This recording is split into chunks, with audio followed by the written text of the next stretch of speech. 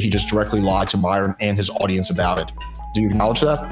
I think that if you get pregnant to a guy and the biggest factor in you keeping the baby or not is like what the dad feels, and that like if he's gonna leave you, you're gonna use the baby to try to hopefully keep him in your life, that makes you a bad person. Yes, every person like that, I would say that's a bad thing to do. I think the majority of girls do have a principled position against getting abortion themselves. I don't know if that's true. What did he say in this call that even implied that he was being predatory?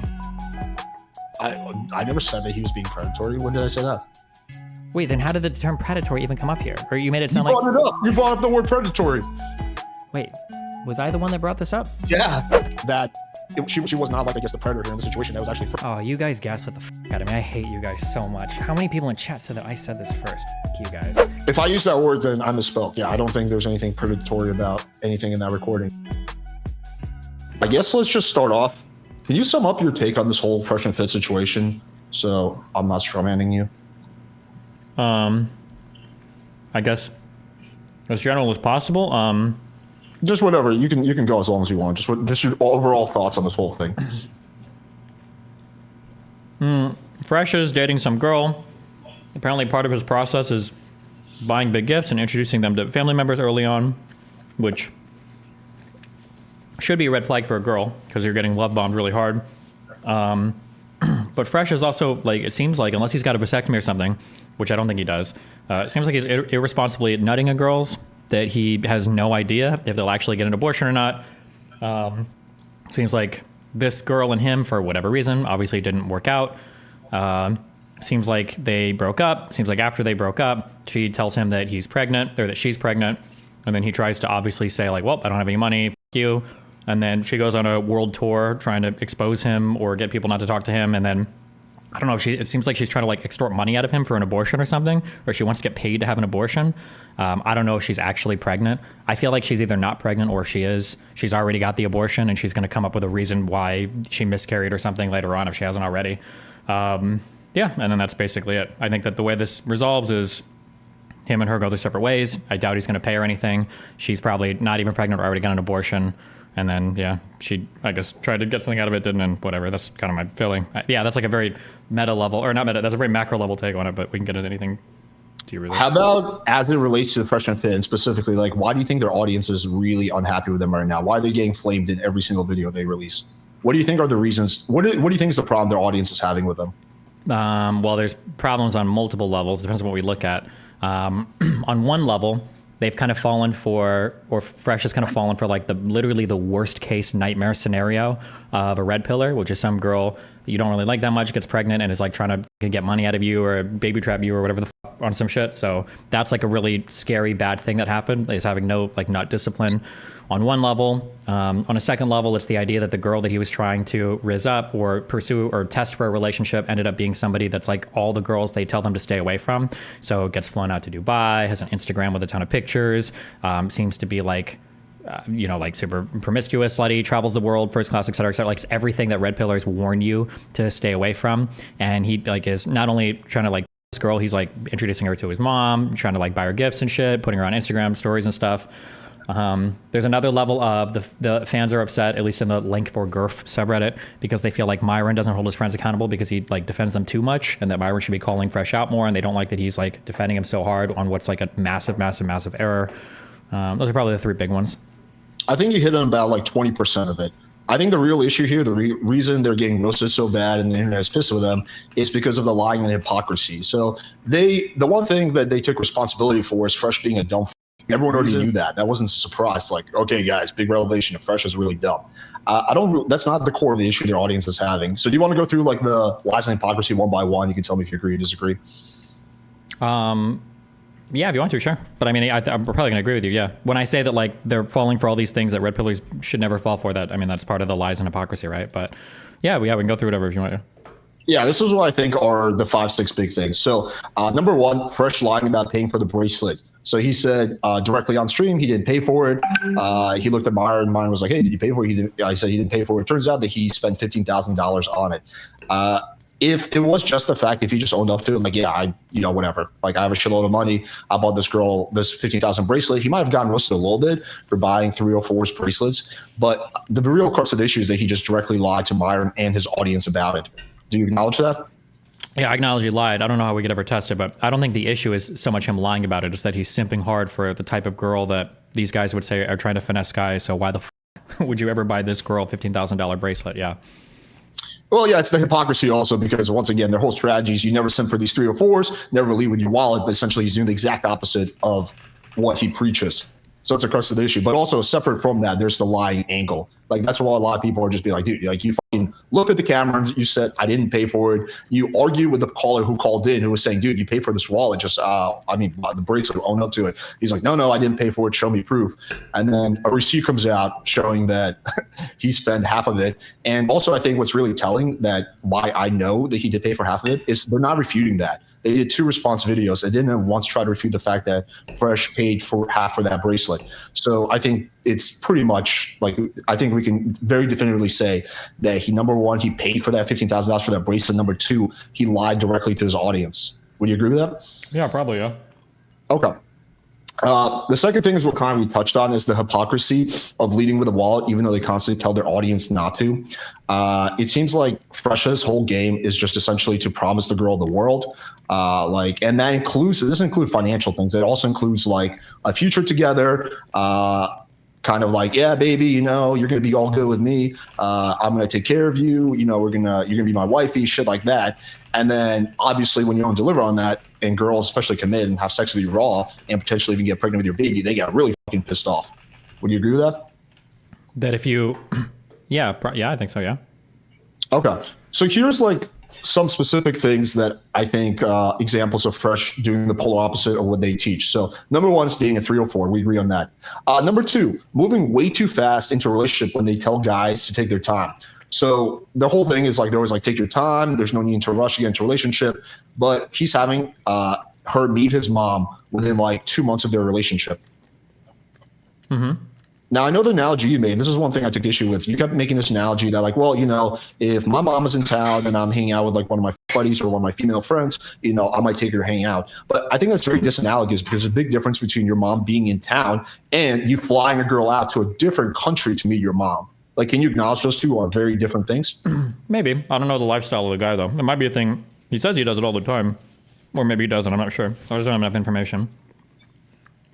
Well, I mean, don't you think it's like kind of like from a girl's perspective, right? If a guy flies you out to his to a different country to meet his mom, don't you think that would like at least to a girl suggest like, okay, like, yeah, there's probably something going on here? It could be. It points in that direction, but I need more information. What if he flew her out and there's also like 20 other people like hanging her out as like big parties, or he's seeing like a ton of friends, or he's got like a whole ass community there. There's like other girls involved. Like it could be like a super special thing, or it could be like a whatever thing. It definitely points in that direction. I would just need more information to like before saying like 100%. Yeah, there's like photos and videos, for example, like him hanging out with the grandma. The grandma, by the way, looks like the sweetest old lady ever. I feel so bad for her. She has to deal with Fresh's retarded ass. There's like videos of Daisy getting the grandma gift, and she's so excited. And then meeting the mom, meeting the aunt, meeting the grandma. Like, for example, okay, I know you're originally from Cuba. I know your family doesn't live there anymore. But let's say like your mom was back in Cuba. Would you fly out a girl to Cuba to meet your mom that you weren't at least somewhat serious with? Me personally, yeah, probably not. But I mean, I could easily imagine other lifestyles where I could. It just, again, it depends. I don't have all the information. Like, what kind of information?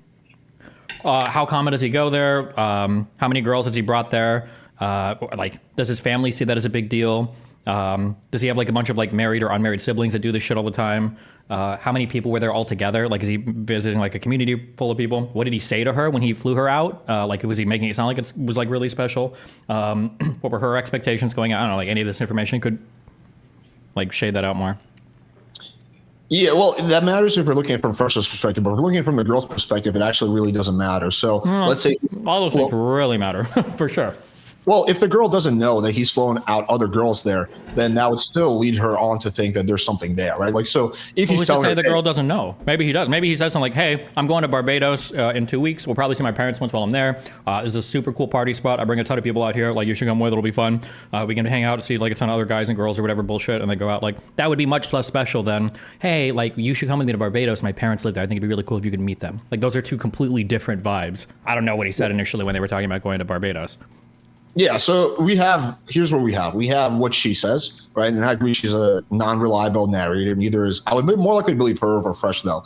But yeah, we have what she says. We have some videos and photos that we see of her with a family, like the opening gifts and shit like that, which does look like something pretty intimate. That's like a video me and my girlfriend would have.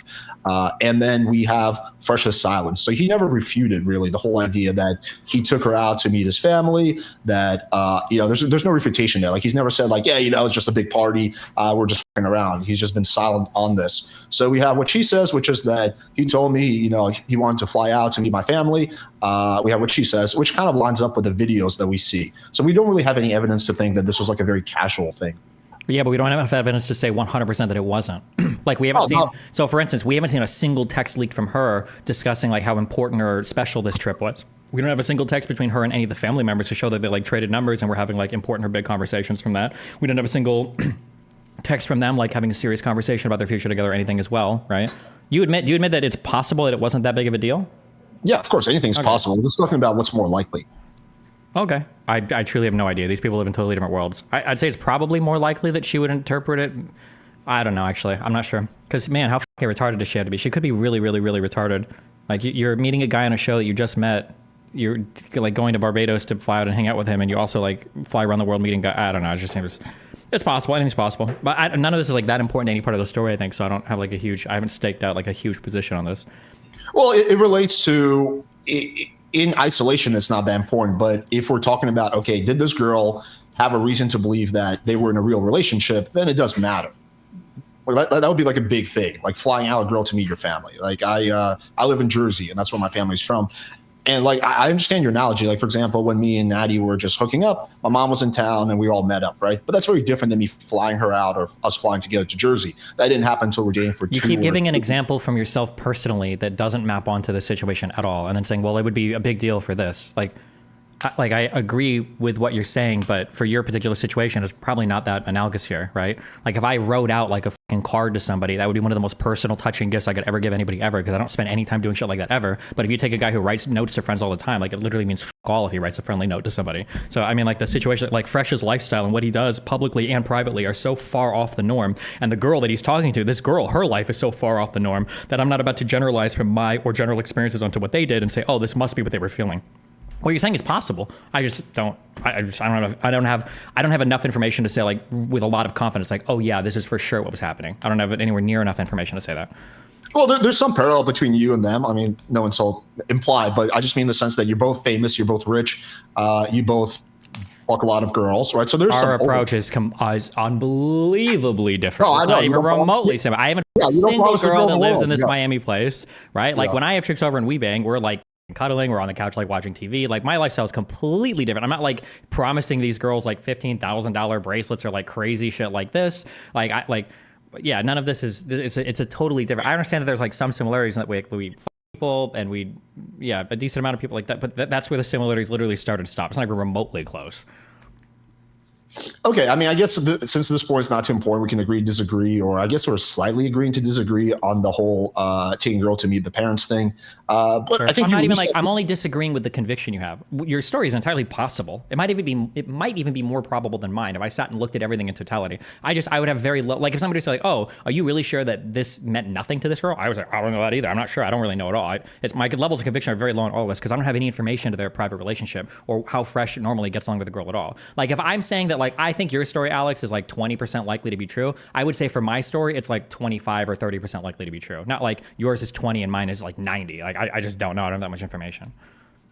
Yeah, I think that if this was in isolation, like let's say this was you and like this whole thing was you, but that in terms of like you flew out a girl to meet your parents, then you guys had a blah blah blah, then I would agree with you that like but if you look at it as an overall theme in terms of Fresh's game, quote unquote, which again essentially promising the girl the world, love bombing the shit out of her. I mean, you acknowledge she love bombed the fuck out of her, right? It looks like it, yeah. But when you say promising the world, I haven't seen any texts implying that. And I think if those texts existed, we would have seen that. So that either happened in personal conversations or, yeah.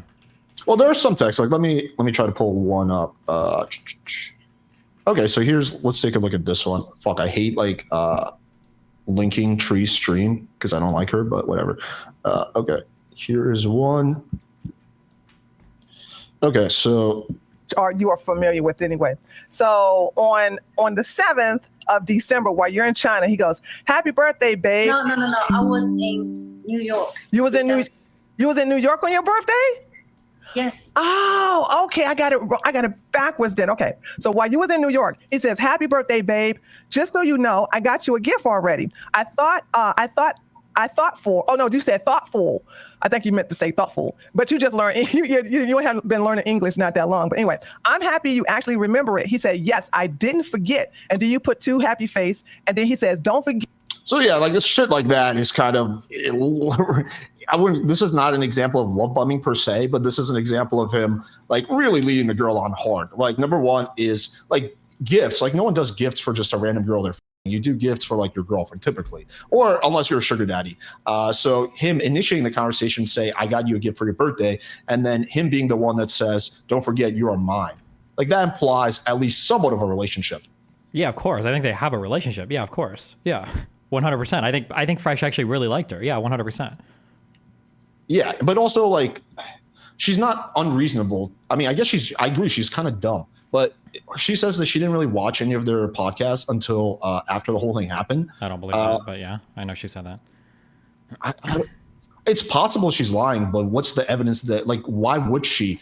Like, you're thinking from a very logical perspective. What would you do before you start getting serious with a girl? You probably would look into, like, if she was a public figure, you probably would look into what she's saying. I would at least look into a show that I go on to. If I've got like an international reputation, if I'm to believe that she was like a Miss Asia awarded in Lebanon at this bodybuilding competitions, all this, I'd at least know a little bit about a show that I'm invited to go on to. Like she went on to the show. I can't count how many times I've had girls come on my show when I was doing studio podcasts, even girls who have like popular IGs, girls who are content creators, and being like, "Oh, I have no idea what this is about." Who are international supposed pageant winners from other countries who do like professional modeling competitions and everything. Like it's possible. I'm not saying it's impossible, but I mean, like, yeah, like porn stars, like Miss Raquel, Rochelle Ryan. She's like, "Oh, I have no idea. My friend said you were cool. I have no idea what you do." Like, yeah, I've had like fairly popping people come on who have a reputation. She doesn't really have much of a reputation in the US. She doesn't really have a YouTube reputation up until this whole thing happened. She just had like her international shit, but no one really knew about that. No one would have known about it. She wasn't like a content creator or something like that. Yeah, I mean, that's possible. Yeah. Okay. Okay. So let me keep going through this. So yeah, the point I was making, moving too fast when, as I always tell guys, take their time. And that actually is good advice. Like I do think you should slow down and not move things too fast. It's just they don't seem to live up to their own advice. So the next thing is probably one of the bigger ones, going raw inside 304 and getting the exact type of situation they would roast the audience about. So can you imagine if someone called in and shared exactly what happened to Fresh? What do you think their reaction would have been? I imagine they'd probably roast the out of him, right? Roast the out of them, right? And then leads me to the next thing, which is taking zero accountability. They always talk about accountability this, accountability that. They took zero accountability at all. The only thing they took accountability for was that Fresh is an idiot, which is something they already know. They never took accountability for anything else besides Fresh being a dumb fuck. Well, what else? I mean, what else are they supposed to take accountability for? Or what does accountability look like, I guess? Him lying about the bracelet. That would be number one. Number two. No, I mean, when you say take accountability, like, should they like, what do they like? Do they need to say to their audience, like, hey, we lied about this and we shouldn't have, or? Well, I think taking accountability would be something more than just like saying, yeah, guys, Fresh is a dumb. It's not really the crux of the issue. Like addressing actually what the audience is saying. Like, you're a hypocrite because you do the opposite of what you say. Like that would be like, yeah, guys, you know what? I was a hypocrite in this situation. I did the exact opposite of what I teach you. You know, guys, I lied about the bracelet because I wanted to save face. That's what accountability would look like. Okay. Yeah, maybe. Yeah. I mean, am I wrong about this? Like how is him saying that Fresh is an idiot taking accountability? That's everyone already knows that. That's like, for example, I'm being accused of racism because I said some fucked up shit. I'm like, okay, guys, you know what? I'm white. It's like, dude, we already knew you were white. We already knew you were an idiot. So, like, can you agree that they took basically zero accountability? I mean, if what you're saying is true, then yeah. I didn't watch other streams. I don't know what their exact response is, but that, yeah, it wouldn't surprise me if they didn't say that, yeah. And essentially their response was kind of grimy. They were shifting it to the girl. So this kind of what they always do when there's some kind of a situation or whatever. They create a red herring and they argue against that red herring. Or I guess a straw man is a better term. So the first stream. Okay, so I'll give you a quick synopsis. Did you watch any of their response streams in full? I saw like a couple minutes. I saw the one with like Myron screaming, and then I think a couple of like them outing the girl or whatever, supposedly with a video and stuff, but like not much. Probably less than like 20 minutes of everything altogether, I would guess. Yeah, I watched both of them. I'll quickly sum it up. So the first stream was they brought on a lawyer, and essentially it was him telling them the whole time, "Hey guys, you can't talk about this. Don't talk about it. Don't say anything. I'm your lawyer." So essentially, what I would call hiding behind a lawyer, right? It's like it's one of those things like, "Hold me back, man. Hold me back." But like you're not actually trying to fight the person. And there was like so many cases where Fresh like, "Oh, dude, I really want to say this." The lawyer would be like, "No, no, no." So it was like essentially like there's some information out there that would totally exonerate them, but the lawyer's not letting them say that. The lawyer also used some pretty crazy rhetoric. He compared her to a terrorist, like she's a semen terrorist. Like it was all about just like I guess whatever. Let's just say character assassinating and character attacking the girl, and nothing to do with actual merits at hand. Then Myron, I guess, wasn't happy with his audience going in on him, so he did a stream by himself without Fresh, where all he did is just make character arguments against the girl. Again, not talking about the merits of the situation at all. She's a prostitute. She's an escort.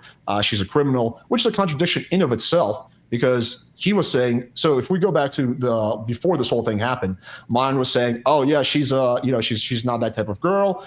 She comes from a rich family. She had to pass a very strict background check, so she wouldn't have passed that background check if she was an escort. Like, you remember that part? Yeah, maybe, yeah. I don't remember this part, but I mean, if you say it, I'm assuming it happened. Yeah. Yeah, it did. And then afterwards, in the second reaction they did was, this girl is a criminal. Like he actually said that she's a criminal. She's probably in the country illegally. She's an escort. She's a thief. She has a habit of setting up men, right? And the evidence they show for that I thought was very weak. But whether she is an escort or not, I don't really know. But the whole criminal thing seems pretty ludicrous if she was able to get a visa to come to the U.S., according to Myron's own logic. Like going back to Myron's logic 2 months ago, it's like if you're a criminal, you could not get a visa into America from China because it's one of those countries that's hard to get a visa from. Well, maybe when they say criminal, does he mean just like casually, like she's like a criminal, not like an indicted, like imprisoned criminal, or? Well, he said that there's a case against her because she robbed some guy. I saw it was a document. That was just like a police report, right? Was that even linked to her, really? But I saw the police report for it, yeah. Well, I don't really know if it's even her. She denies it. I'm tend to not to believe that's actually her, just going off the fact that I don't think she would have gotten a visa if she was a criminal in China, or like not even, okay, I won't use the word criminal, if she had a case against her in China. Well, case, like these are all different things, right? So a police report is literally just that anybody can file a police report for anything. A case would imply that there's an ongoing investigation or something, and then a criminal implies that she's been at least charged, if not convicted, with a crime. And I don't know if that ever got past the police report page. So it seemed like it didn't go anywhere. Yeah. I don't remember exact language he used. I don't know if he said criminal verbatim in the chat. If you guys can remind me, I think he did say there's a case against her. I think it was a case against her. Versus 2 months before that, she was an upstanding citizen who obviously is not an escort because she passed a background check, comes from a rich family. And then the story changed to she's this prostitute escort who's trying to take advantage of poor Fresh, who has a history of robbing men and fucking over men. The narrative shifted, like did a complete 180. Yeah, probably, yeah. To save their reputation or to feel like they're not getting outed as hypocrites or something, I would imagine, yeah. Yeah, but can you acknowledge how like fucked up that shit is? Yeah, it's stupid. Yeah, you shouldn't lie to your audience or misrepresent things to try to save face. Yeah. Yeah, and then also I think what the TradCons find the most egregious, and probably I would say also find pretty fucked up, is that clip that surfaced of Fresh, basically bragging almost, or at least sharing the story of how he got another girl pregnant in the past and then tricked her into getting an abortion. Did you see that whole thing? No, I haven't. Okay, let me pull up real quick. You can watch it. It's only a few minutes. Yeah, this shit was insane. I think this was like the final nail in the coffin for Fresh. Okay, here it is. This is not someone else sharing the story. This is coming from Fresh's own mouth because he can't stop self-snitching on himself. I've done to a girl.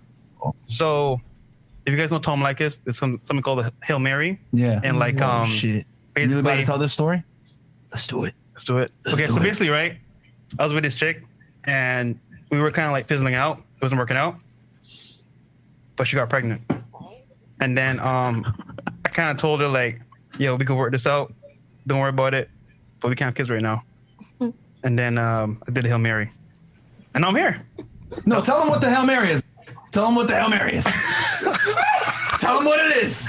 Okay. Go all the way. Okay. So the Hail Mary is, for example, right, where like you tell the chick what she wants to hear, and you can have kids later on, make her get an abortion, you take her to McDonald's, get a McGriddle, and an orange juice, sit her down, you tell her about life, and you started this happen, and you never see her again. Wait. That got really dark. You can get her a nicer meal. Thoughts? I think that's kind of based, actually. I don't care about that. I think it's fine. Fuck it. No, come on, really. Yeah, really. Fuck it. Unless a woman is like super pro-life or something, and you're like getting somebody to violate some deeply held moral value.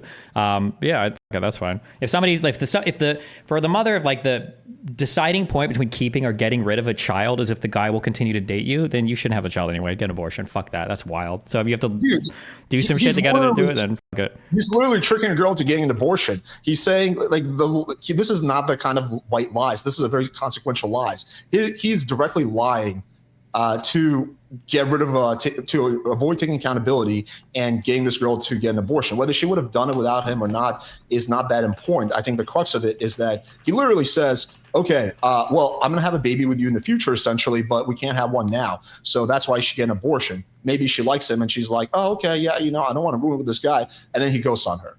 That is some of the most shit ever, honestly. That's not even close to the most shit ever. I would say it's easily more fucked up to leverage the child to maintain a relationship. I think that's 1,000,000,000 times worse than convincing somebody to get an abortion, saying like, oh, well, maybe we'll date in the future and we'll figure this out in the future. And then after she does, you're like, nope, see ya. Wait, I just want to get this on the record. So you don't think it's that fucked up to trick a girl into getting an abortion? When you say trick a girl into getting an abortion, that's a really loaded statement. If you're eating breakfast and you sneak abortion pills, nobody's tricking anybody into getting an abortion. You're just like misleading them in terms of what your future intentions are, right? No, you're not like giving her like, oh, have some vitamins. Gotcha, bitch. It was abortion pills, right? If you say to a woman like, okay, listen, like we'll try again in the future, but we should get an abortion now, and she does it, that's not tricked into an abortion. It's tricked to some extent about what the future intentions are. But if your desire to keep that child is so weak that that's enough to get an abortion anyway, you just shouldn't have it. That's fucking retarded. I don't view children as means of like accountability or means of like punishing someone. Like if that's it, it's like, what is the alternative? That he says like, listen, I think we need to break up. She's like, well, I'm going to keep the kid anyway. Like, why would you want that world? That sounds like a worse world than one where she just got an abortion. We're not talking about outcomes right now. We're not talking from an outcomes perspective. We're talking about from a moral perspective. It is the epitome of tricking. If you're telling a girl that, hey, we can have a child in the future, I'm just not ready for it right now, and it will ruin our relationship. You're giving her the idea, okay, well, I like this guy. I want to be in a relationship with him. Maybe we will have a kid later on, so I want to fuck it up. And then the whole time you're lying through your teeth, and then you ghost as soon as she gets the abortion. That is the epitome of tricking. Yeah, it's definitely misleading. I mean, I just don't like the phrase tricking into an abortion, because you're making it sound like you're like, they're getting an abortion. They didn't even realize that. They know they're getting an abortion. Like they 100%, you're tricking them into thinking that you still have a relationship in the future. Like whether or not you get an abortion shouldn't be contingent on whether the guy will continue the relationship with you. Or if it is, it should be like, if he wants to break up with me, then I'm definitely getting an abortion. It's not good. It's bad. You should never lie to somebody or anything like that. I agree with that. That's bad. I just don't think it's the worst thing ever. And I think it's worse to like use a child as leverage, especially if you know the guy wants to break up with you. I just don't think I don't think that's a good environment for the child. Well, I don't think it's as bad as killing somebody, but yeah, I think that lying to a girl, leading her on, making her seem like you're going to date her if she gets an abortion, and that being the reason that she goes ahead and gets the abortion, and then you ghost on her is super fucked up. I mean, let's rank things in terms of bad things. Okay, let's say that there are two potential outcomes. So there are more, but let's assume there are two. One is the guy lies, and then the woman has the abortion, and the guy ghosts her. And in the second one, the guy says, "Listen, I think I want to break up. Like I don't think I can do this." She goes, "Okay, well I'm gonna have the kid anyway." Which one of those outcomes is if you had to choose one, what's the better outcome? It really depends on what the mother's intentions are. Does she actually have an intention to be a good mother, or is she keeping the baby purely out of spite? I would say she has the intentions to be whatever. Like she can have the intentions to be a good mother. I don't see the issue with that. She's allowed to. She's allowed to keep the baby without the father. There's nothing wrong with. Okay, we just have a fundamentally different view on that then, I guess. I mean, like, what's the evil in a girl choosing to keep her baby and raising it and trying to be a good mother? Choosing to you're already a bad mother. You've already fucked up hard. If you have the ability to abort, and it's not like a huge moral issue for you, assuming you're pro-choice, you have the ability to abort, you decide not to because you want to bring a child into the world whose father wants absolutely nothing to do with him whatsoever. Like you've already made so many huge fucking. Why? Just find another guy and get pregnant, or have a sperm donor if you want, I guess. But like, why under these circumstances? This is like the worst of all worlds. Why would you do this?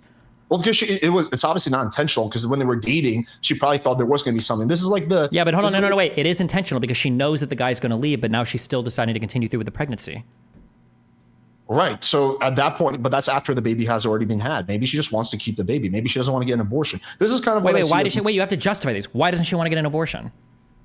There could be many reasons. Number one, maybe she wants to be a mother. Number two, maybe she's super anti-abortion. Wait, so should your desire to be a mother like outweigh like the desire of bringing a child into the world in at least decent starting circumstances? How do you know the circumstances aren't decent? Like, unless you're saying that it's never going to be decent. Like, unless you're saying... never and always... hold on, we're not using these words, never or always. I'm sure there are circumstances where it can work out okay, but you're starting off significantly behind. Why? Well, the other alternative is to abort the baby. So the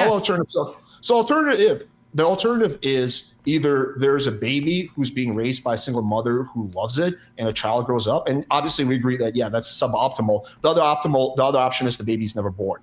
Yes. It's for a girl who's anti-abortion, doesn't want to get an abortion, which is hold on, no. I qualified on every single time I said that, assuming they're pro-choice, assuming they're not anti-abortion, assuming they don't have a strong moral. If you're rabidly pro-life, then that changes the equation completely, of course, and you should just never have an abortion unless your life is under threat, right? Well, there's a lot of people who are pro-choice, but they will still never get an abortion themselves. I've met many women like that. Latina women, most Latinas are always like that. They're generally pro-choice with other people, but they will never get an abortion themselves. Then they're not. I mean, if you've got a strong moral stance against it, it's like, dude, I'm pro. I'm pro alcohol being legal. I'm pro people being able to smoke. I'm pro people being able to gamble. I don't indulge in any one of those things. You can have a position that, like, hey, I think that people should be free to make their own decision, but me personally, I'm not going to engage in this. That's not irrational at all. I'm not saying that they're pro-choice for others, but pro-life for themselves. I'm not talking about like what do they vote for on a ballot. If the girl is against abortion for herself, then for the purpose of this hypothetical, she would be against abortion, right? I'm not saying she's against abortion like, oh, she would vote for it. I'm just saying she wouldn't have one. If she has a personal moral position against abortion, then that changes how you approach the problem a lot, of course. But it's rarely like a black and white thing. Like when a woman is pregnant, especially when it's outside marriage and wasn't planned for, it is a tough decision. Like all her hormones are going crazy. It is a tough decision. Like she's balancing factors. And if she thinks, for example, and that what Fresh says in that situation could be a deciding factor. So if she thinks that like, fuck, well, I like this guy. He's saying that, we could have a child later on, but it's going to grow up better. She could justify it much easier. And maybe if he didn't fucking gaslight her and lie to her, then she wouldn't have gotten an abortion. He's literally, if you believe that a fetus is a life, then he's literally tricking her into killing someone. I'm not. This is why I've said a million times. You keep sneaking this back in. If you believe the fetus is a life, like if you're pro-life, that's a fundamentally different thing. Then obviously you're doing something really, really bad. But if the person is pro-choice, then I think it's a bigger crime for the child to have been born when the mother could have easily gotten an abortion to a dad that never even wants to see the child versus just getting tricked and having an abortion, which is still bad, but that's a preferable outcome because now you haven't introduced a whole other person into the world that now has to live in your like fucked up situation. So just to clarify, you think it's a better outcome if the dad is not going to be around, dad wants to have nothing to do with the kid. It's a better outcome for the mother to get an abortion rather than her trying to be a good mother raising the kid herself? Yeah, assuming she's pro-choice going into it, yes. So if she's like already pro-choice, she has no problems, then yeah, sure, yeah. I think it's the worst outcome. But by that logic, all single moms are doing something bad. Or at least, hold on. Wait. Hold on. I'm sorry. Now I ask questions. Do you think that all single moms, the dad left and they knew 100% that they weren't going to be involved in the child's relationship ever, and that's every single mom? Okay, I should have qualified. All single moms who get pregnant and the dad is the father of the baby is being wishy-washy during the pregnancy part. No, not wishy-washy. He says they want nothing to do with it.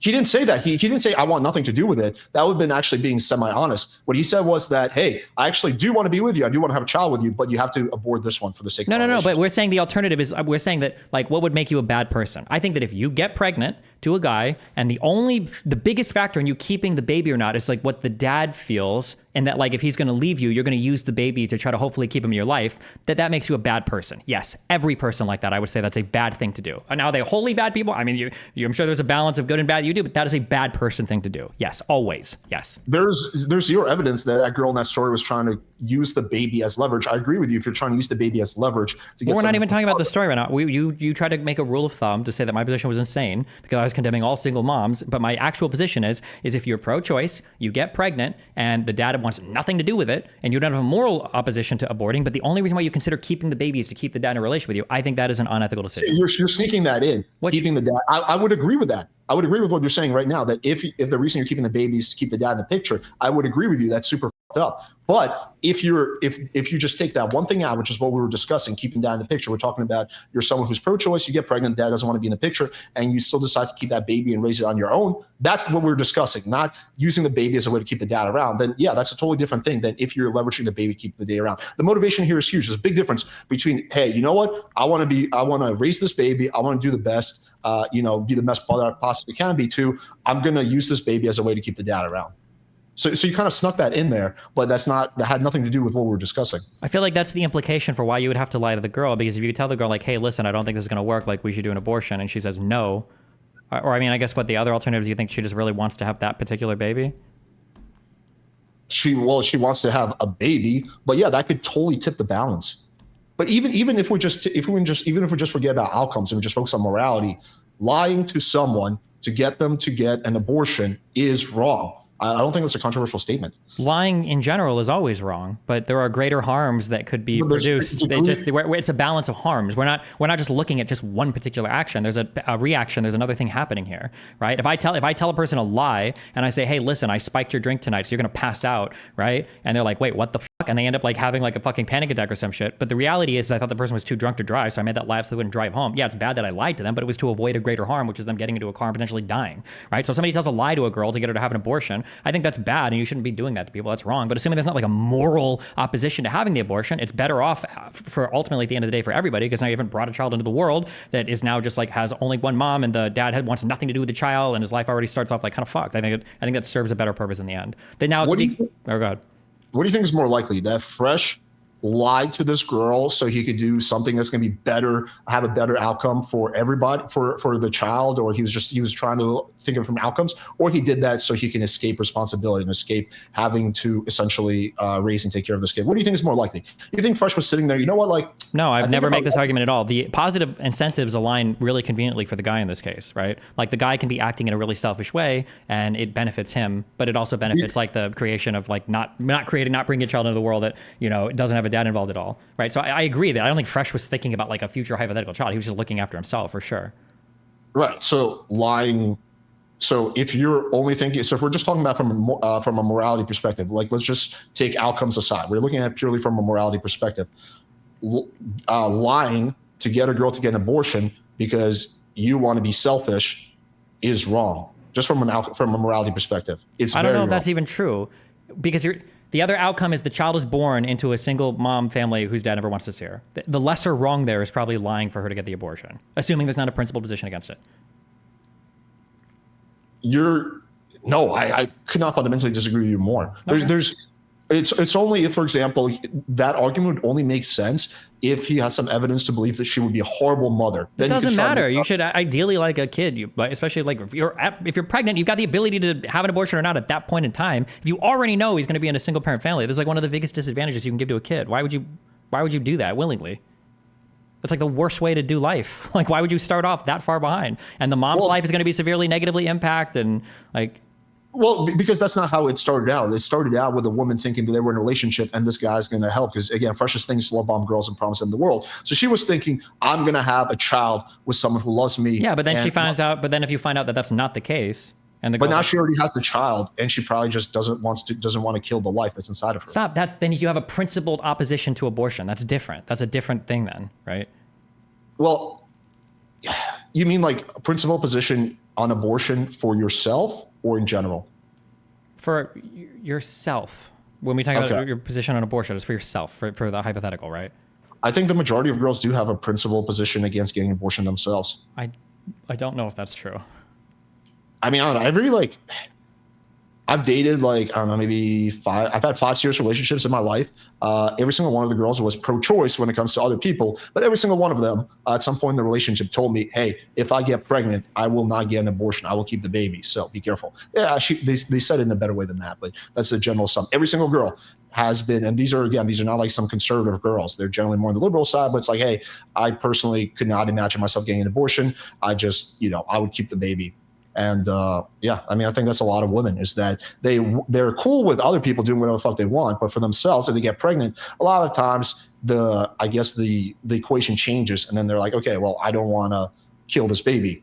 Essentially, that's what I think it comes down to. Sure, that's fine. That's why I said if the woman has a principled position on abortion, then it's different. But like, if the woman is convinced to have an abortion because the guy lies to her, then clearly she didn't give a fuck about the kid. Clearly she didn't give a fuck about having abortions. So so that's like, if a guy is able to convince you to have an abortion because he says he'll stay with you in the future, then you should have just had the abortion anyway, right? It's a far better outcome than I guess the guy risking it, right?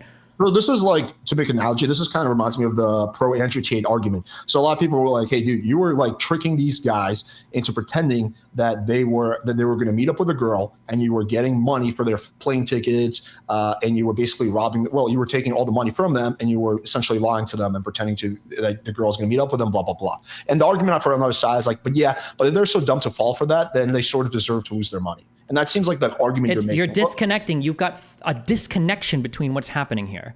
The thing that the guy is tricking the woman into has to do with whether or not they'll stay in a relationship. He's not lying to her about the status of the baby. The baby is the one that should be completely disconnected from this. But if the woman has connected the baby to the relationship, then that's her fault. And if the guy's able to convince her to get an abortion by saying he'll stay with her in the future, then that's still her fault. That's stupid. Then she doesn't even care about the baby at that point. The abortion or the pregnancy just seems to be tools for the relationship. If the guy's able to lie and even do this, then the woman's already having the baby for a bad reason. So fuck it. I think abortion is fine here. It's an absolute lesser evil outcome than having a kid to a dad that doesn't give a fuck about it, to a woman who only wanted to use it to maintain a relationship. Yeah, this is like saying, like, those people that Andrew Tate scammed should have been scammed because they were so dumb enough to fall for it. No, it's not. That Andrew Tate scam is about the scam itself. The abortion thing isn't about lying about the abortion. To make this equivalent for the scamming thing, a guy would have to say, hey, babe, if you take these multivitamins, it'll make you really healthy. And then that tricks them into having an abortion. Go, you got scammed into abortion. That's not what's happening here. There's different ways to trick a girl. Yeah, I would agree with you that slipping something in her drink to get her to have an abortion is worse than just lying to her and I guess manipulating her into getting one. They're both wrong. I agree with you. The one you're saying is more wrong. But I mean, I really didn't think you were going to disagree with me on this. She's consenting to the abortion. She's just going to have an abortion, willy-nilly. Like, she's going to go have an abortion. Probably largely because the guy tricked her into getting one. No, right? Because she's okay with, what do you mean tricked her into getting one? Two things can be true at once. Number one, it could be that the girl is wishy-washy about keeping the baby and she's having a lot of mixed feelings and blah, blah, which is kind of normal when a girl gets pregnant, honestly. A lot of girls go through the process of like, okay, fuck, I don't know what I'm going to do, blah, blah, blah, right? And then also we can separate that from the guy who's basically out of selfishness is lying to the girl to get her to get rid of the baby. And the way he's lying to the girl is particularly fucked up because he's saying, hey, listen, there's going to be a baby in the future. It's just not going to be right now. So just, if you want to keep this relationship, he's leveraging the relationship, essentially. If you want to keep this relationship, then go ahead and get that abortion. And yeah, I understand. You're repeating it, but I'm saying that, like, if you're willing to sacrifice your baby or whatever to maintain your relationship, you're probably going to give a fuck about the kid that much anyway. So have an abortion. I don't think. The girl could, two things can be true at once. The girl could be fucked up and also what the guy's doing is super fucked up. I already acknowledged that what the guy's doing is kind of fucked up. But you're kind of using these like you're trying to soften it. Yeah, it's kind of fucked up. Because I think that using a baby as leverage in a relationship is one of the most evil things that a person can do. It's up there with one of the worst possible things you can do of all time. I don't know what it is with men or red pill people or whatever saying that like babies are accountability or punishments. I don't view children that way. There's an insanely unhinged view for a child. If you're talking about bringing a child into the world, you at least want to start off on the best foundation possible, which is a mom and a dad that both love and want to be together and take care of the child. And if you're willing to throw that away right off the bat, knowing it at day 30 or whatever, you're just pregnant, you could have an abortion or whatever, and you're like, fuck it, like I'm just gonna do this anyway, then fuck you. You're a selfish person who shouldn't even be having kids in the first place. And if all it takes for you to abort that baby that you supposedly love so much is your boyfriend saying like we can have another one in the future, then you also didn't love it that much or give a fuck about it. So fuck you, have the abortion. Who cares? If you get lied to or tricked to, then fuck it. At least you didn't have to bring another kid in the world to suffer your stupidity. I think it's not good. It's not, it could be even, it's bad to lie or whatever, but you chose to have the abortion. Nobody tricked you into having the actual abortion. You just did it because you thought you could gain something later on from it. Fuck you. Like I don't think it's that big of a deal. I don't know why you keep arguing against a straw man that no one's saying. I'm agreeing with you that if she's using the baby as leverage, that's fucked up. this is not the situation here. We have no evidence at You all. are. Zero If evidence. you are saying that if you get an abortion, we'll be together in the future, by definition, they're both using this baby as leverage. The guy is not the girl. The guy is using his relationship as leverage to get rid of the baby. The girl is using the baby as leverage to keep the relationship. Yes, that's how leverage works, is when you say that you'll do or not do a particular thing here in order to control another thing here. It's leverage. She's not trying to leverage the baby to get she's going along with what the guy's saying. She's not the one that's saying, okay, this is for what you're saying to be true. It would have to be something like this, like, hey, I need to keep this baby for our relationship to keep going. Okay. If you want to keep dating me, then we're going to have this baby. That would be her using the baby as leverage. What we have here is the exact opposite. We have the guy using the relationship as a leverage to get the girl to get rid of the baby and then ghosting on her later on. Okay. I think we just, disagree, I guess. I don't know. I feel like we're kind of talking past each other, though, because I feel like you're arguing against the straw man that doesn't exist here. I fully agree with you that if the woman is, I agree with you, that's really fucked up to use the baby as leverage to get anything out of the father. We're in total agreement there. Well, that's not the situation. Why is it let's explore. Why is it a bad thing for the guy to lie? From a morality, from an outcomes perspective. Why do you think it's a bad thing for the guy to lie? Well, I mean, there's different degrees of lying, but we're talking about like significant lies because number one, it could cause, from our perspective, it can cause harm to the person you're lying to. Number two, I think lying in general is wrong. I can't make like a whole like fully like this is epistemic type of argument because I don't know logic super formally, but I think everyone agrees that lying is generally wrong, especially when it's a significant lie. So there's like white lies and there's significant lies, but this is a very significant lie. It's not a white lie. Okay, so for number one, you said can cause harm to the person you're lying to. Do you think more harm is generally caused to a body by having an abortion early on or having a baby? Why is that even the question? We're not talking about her body. How's that part of the equation? Wait, when you said cause harm to the person, what kind of harm are we talking about then? What kind of harm are you talking about? We're talking a girl who wanted to be a mother, not being able to be a mother. We're talking a girl feeling years and years worth of anger and fucking and beating herself up because she allowed a guy to trick her into getting an abortion. We're talking a massive emotional damage to the girl. Why is she going to beat herself up because the guy tricked her into getting an abortion? What does she feel bad about? That she didn't have that particular baby? Because she was misled. It's like but she's misled, but she's not upset about the abortion, Alex. She's upset that she didn't keep the relationship. That's the issue. That's why she's mad. That? We have no evidence of that in this situation. Because you're choosing the relationship over the baby. If somebody says, listen, I'm going to, listen, you have to throw away that chocolate cake and then we can get more in the future and I'll keep dating you. And then she throws away the chocolate cake, but the guy leaves. She's not mad that she lost the chocolate cake. She was already willing to sacrifice that for the relationship. She's mad that the guy left. When she gets mad because she got tricked into an abortion, she's not mad that she got tricked into the abortion. She's mad because the guy left. She was fully willing to do the abortion. She consented to it. She wanted to. She was willing to do the abortion to maintain the relationship. Okay, do you think it would be fucked up for a guy to, let's say you're dating a girl internationally, right? I'm dating a girl who lives in Europe, and I tell her, hey, come to Miami. Let's say we've been chatting and we were like talking online. Hey, come to Miami, move to Miami. We're gonna have a relationship. And she drops everything, gives up her job, moves to Miami. And then when she shows up here, I'm like, actually, yeah, I changed my mind. Sorry. And I ghost on her, right? Would that be fucked up? Would that cause a girl some trauma? Yeah, that'd be super fucked up to do. Right. And do you not see the parallel between that and this situation? No. Okay. Then we're just in different universes here. Okay. Like, okay. How about this? Let me approach it from this way. You said that this is kind of fucked up. Can you give me an example of something that would be less fucked up and something that would be more fucked up without going too far to an extreme? Like just try to like go 20% more fucked up and 20% less fucked up. I mean, 20% more fucked up would be like a guy faking a medical record saying he's got a really rare genetic disease and that she should probably get an abortion for the baby because it's probably going to have Down syndrome or something crazy like that. That'd be a little more fucked up.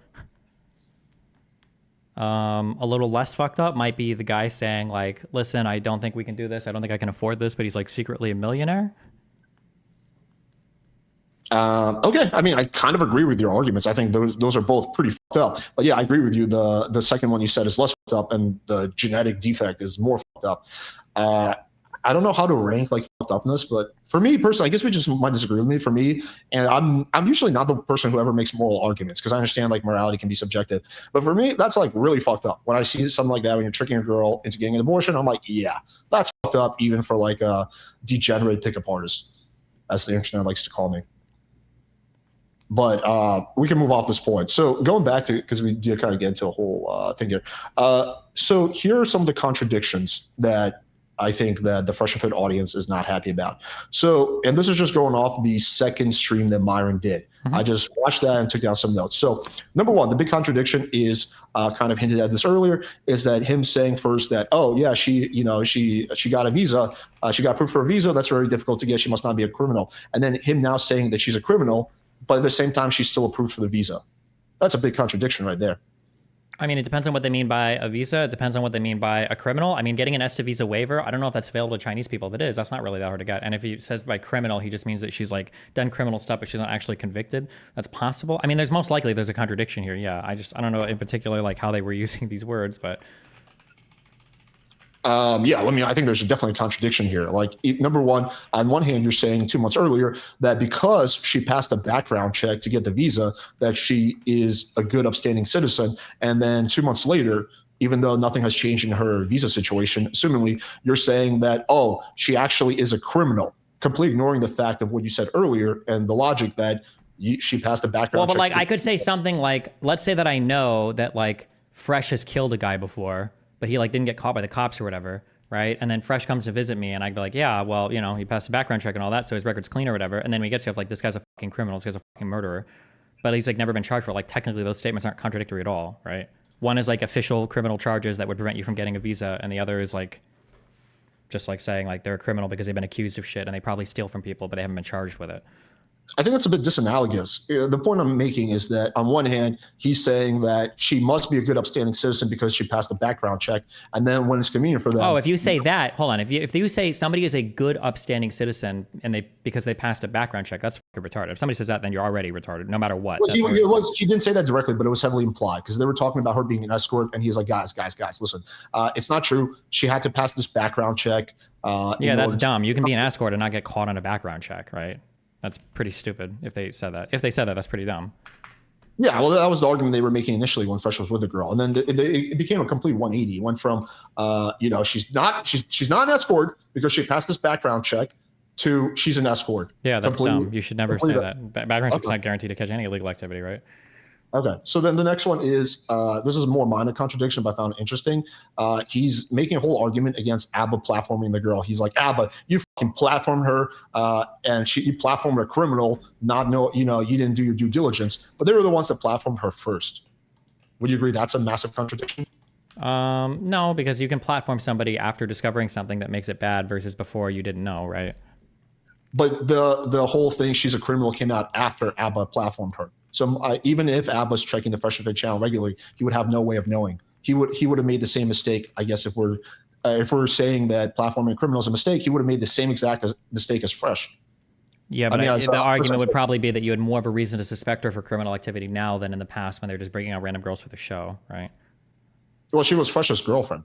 Yeah. She wasn't a random girl on the show. Yeah, but I imagine they would probably say they didn't have any reason to suspect there was criminal activity or something bad like that. Would be my guess. Yeah. Like if you bring on a friend from a show and you didn't know he was a Nazi, but he's like a friend of yours, and then later on you discover he's a Nazi and somebody else brings him on a show and he's like, bro, you're bringing Nazis on your show, fuck you. And you're like, well, you had him on your show. It's like, well, I didn't know they were Nazi then. I mean, they probably didn't know the girl was doing shit. I think it's pretty stupid. Like, if we just take that she's a criminal at face value, like if we just assume that's the case, which I'm definitely not convinced of, but let's just assume that's the case, then Myron would be equally as wrong as ABBA because ABBA brought her on before Myron did his stream, I guess, accusing her being a criminal. Yeah, so I don't know why they said it was wrong. If my guess is going to be if they said it was wrong, they probably did it because they felt like she was lying or clout chasing or just shitting on Fresh. So that's why they thought it was wrong. But if they it wasn't. He was. Yeah, I guess he basically was just going after ABBA and he was saying, dude, you platformed this criminal, you have no integrity. But then if she's a criminal, then he did the same thing and platformed her first. Yeah, I guess it feels weird that being a criminal is something that they would care so much about when they've platforms are pretty like that. Well, who was that one? They platform people in the past that have been accused of crimes and shit. Yeah. That dude who was talking about raping girls. Yeah. No, I agree with you. They don't have a leg to stand on when it comes to this. But that's a good point. That's another contradiction right there. They're platforming dudes who are like bragging about rape. At the same time, they're going after ABBA for platforming a girl that they have beef with. Okay, here's one that's kind of funny. So he was also going in on her for using a fake name. He's saying like, yeah, you pretend like you're Daisy, but your real name is blah, blah, blah. But in reality, Myron also uses a fake name. because his name is not Myron Gaines. Yeah, Fresh and Fit both do that. Yeah. Yeah, that's a massive contradiction right there. Well, and it's also dumb too because Asian people usually use U.S. names and shit. They always use yeah. It's super common. So like, here's my general thoughts, I guess, on this whole situation. So you can tell me if you agree and disagree with this. Number one is Fresh and Fit has a pattern of constantly playing victim whenever anything happens to them. Yeah, they constantly preach against people doing the victim thing and taking accountability. Like, for example, when they got demonetized, it was pure victimhood. It was like, I can't believe this happened to us, even though every single person knew it was going to happen after all the shit they did leading up to it. So you'll agree that they constantly play victim whenever anything bad happens to them? I mean, I think they try to take more accountability than most people, but I mean, yeah, I guess everybody plays victim to some extent. I don't even know how you would quantify this. What is one thing they've ever taken accountability for? In terms of like trying to diversify their revenue streams and not just like complaining to YouTube all day to like get their shit back or whatever. It seems like they're trying to diversify their platforms and get deals from different places. And yeah, it makes sense. That's more of like a business strategy. When they did their whole stream, when they got demonetized, they were literally begging their audience for money, and they were playing victim the whole time during that whole stream. It's like, guys, I can't believe this happened to us. This is the Matrix. This is the Matrix. When in reality, I don't know, when you're using these words like play the victim or take on, I don't know how you're using these words.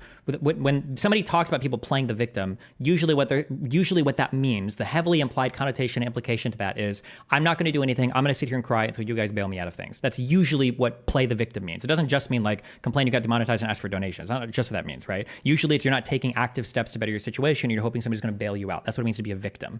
I feel like they generally, like, you can call them a lot of things. I mean, they get upset when things happen, but I don't think you would say they play the victim. Like, they seem like they do what they can to ensure their revenue streams and everything are coming from other places. They've got their deals that they've secured from other platforms. They do what they can. Yeah, I don't think I would ever consider them like playing victim. I mean, maybe they do occasionally, but not like in the macro. They do it all the time. Whenever there's a controversy, they always play victim. So the way I think of playing victim colloquially is that instead of taking responsibility and recognizing mistakes that you made, you blame everything on the outside. You blame the whole world for everything, and you take no accountability for anything. You keep using this phrase "take accountability." I don't know what that means when you say "take accountability." Okay, so let me give you an example. So, for example, if I was Myron and I got demonetized, this is what taking accountability would look like. Hey guys, yeah, we kind of pushed the line way too far. I did some crazy ass content, and it's understandable that YouTube would demonetize me because honestly, we really pushed the line. We were reckless, and it is what it is. Versus what they did is like, we just got demonetized for telling you guys the truth. We were just, YouTube doesn't want the truth, and it's the Matrix. And can you guys please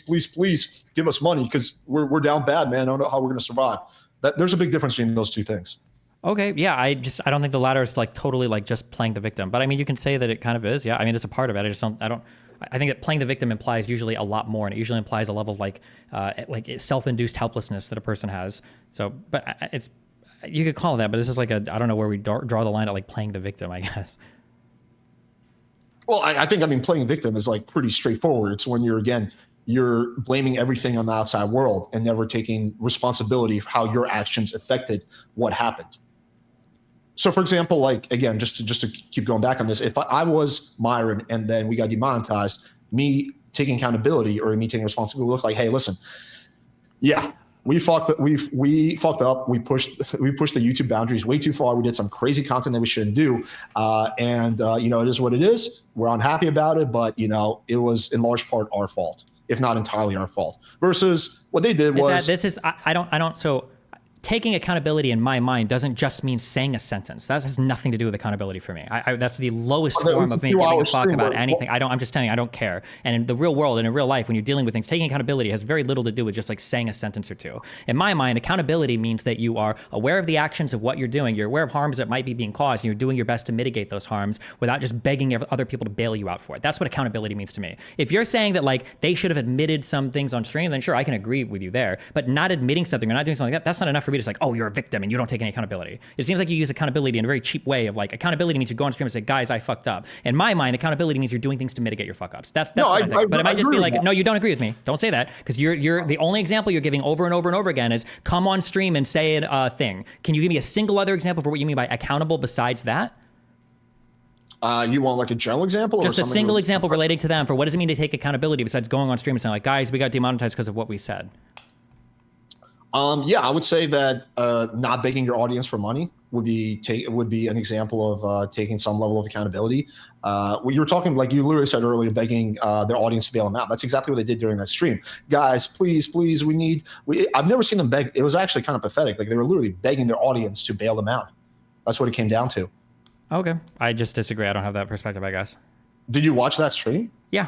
It feels more to me like, hey, we're not supported here. Like every single person that's ever gotten demonetized from YouTube or every single person that's ever gotten demonetized from a certain platform is like, hey guys, listen, if you support this, like, hey, you know, like check out the Patreon, or if you want to support us here, like go to Rumble, or if you want to support us here, like do that. I don't think that is equating to like begging. Like if they were saying some shit like, guys, we're about to lose our apartment, guys, we're about to lose our shit, like we're literally like on the verge of like financial collapse, like we might be broke and poor, we can't do anything, then I'd be like, this is kind of like cringe, this is kind of begging, this is kind of victimizing. But to point out that like, hey, we just lost like a huge revenue stream that was maybe paying us like a huge six-figure yearly thing, and if you want to support us, go to these other platforms. I don't agree that that's like begging or pleading. It's much more closer to, it's not exactly that, but it's much more closer to that scenario, the second scenario you described, where they're saying like, guys, please, we're gonna lose our apartment. They were saying like, listen, I don't know how we're gonna keep this podcast going. We need you guys right now to sign up for whatever the fuck it is and pay $5 a month or $10 a month. If you guys want us to make this content, we need you guys to give us money. Please give us money, which is actually one of the reasons the audience is also roasting them, because they're saying in the comments, especially when Myron did that first stream and he basically went in on his audience like, hey,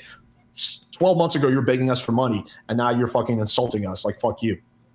Like their audience even recognized it. It's not just like me from an outside perspective. Their own audience, I've seen many comments where it's like, hey dude, at first you were begging us for money and now you're telling us to fuck off.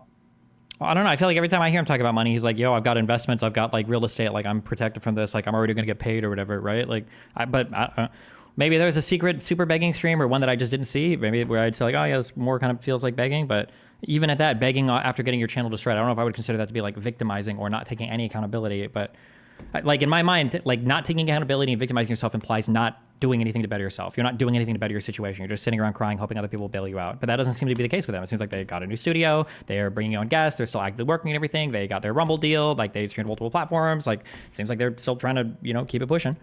Well, I think you can play victim and then also later on take action. They're not mutually exclusive. You can play victim for a period of time and then take action. So I agree with you that I don't think for me in my mind, victim is a little bit of a it's like a binary. I think you either kind of are a victim or you aren't a victim. That's how I kind of feel about it. Well, no, you can play victim for a period of time and then you can go ahead and take right action. I mean, have you never had times where something bad happened to you and you play victim for maybe a day or 2 or 3 days? I don't consider that playing victim. I wouldn't call that ever playing victim. That like if something really bad happens and you like are upset for like a day or two and you're like, fuck guys, I don't know what we're gonna do, but I wouldn't consider that playing victim. Well, if something bad happens that was directly caused by your actions and you make it seem like it had nothing to do with your actions, it had to do with this matrix or whatever, how is that not playing victim?